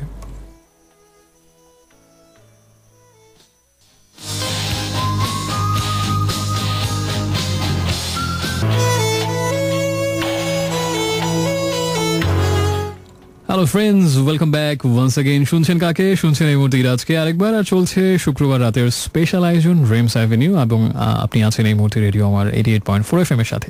সময় হচ্ছে 1:40 এখনো আমি জানি না অন্যদের কথা, আমি কিন্তু সে এখনো FM লাইব্রেরির 8 বছর আগের একদিন জীবনানন্দ দাশের সেই কবিতার ভেতরে, ঘোরের ভেতরে নিবিষ্ট এখনো।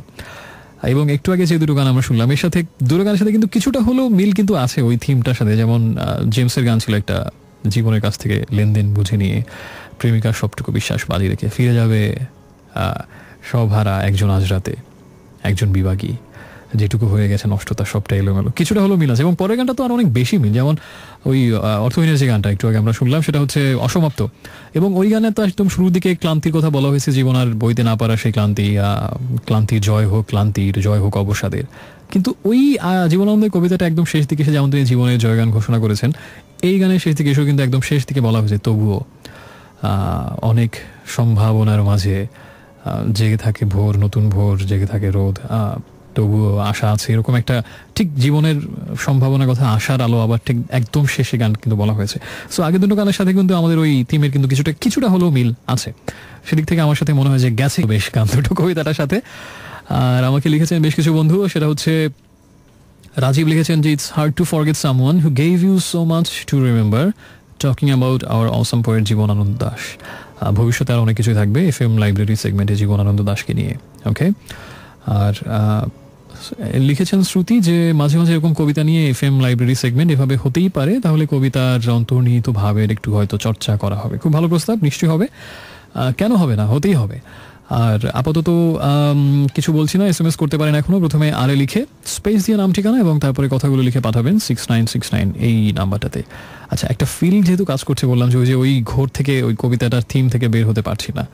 একটা ক্লান্তি, অবসাদ, জীবন আর মৃত্যুর সীমারেখা, তো এরকম একটা বিষয়ে একটা থিমের ভেতরে কিন্তু আমরা আছি। তো এই থিমটাকে আরেকটু আমরা প্রলম্বিত করবো নাকি? তো যদি আরেকটু প্রলম্বিত করতে হয়, তাহলে আমার মনে হয় যে এই গানটা একটু প্লে করা যেতে পারে। ওয়ারফেসের একটা গান, মৃত্যু এলিজি। একটু পরে ফিরছি, সাথে থাকুন। আজকে না হয় সেই ঘোরটা, সেই ভাবটা যেহেতু কাজ করছে, এটা নিয়ে আমরা খেলা করি।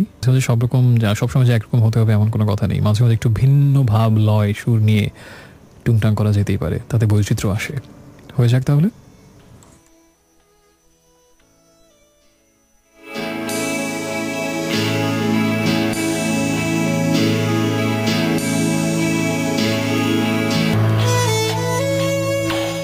Hey friends, welcome back for the last time tonight. শুনছেন এই মুহূর্তে আজকে, আর শুনছেন ড্রিমস অ্যাভিনিউ রেডিও আমার 88.4 FM এ। শুনছিলাম একটু আগে ইভানসেন্সের একটা গান, ব্রিং মি টু লাইফের অ্যাকোস্টিক ভার্সন।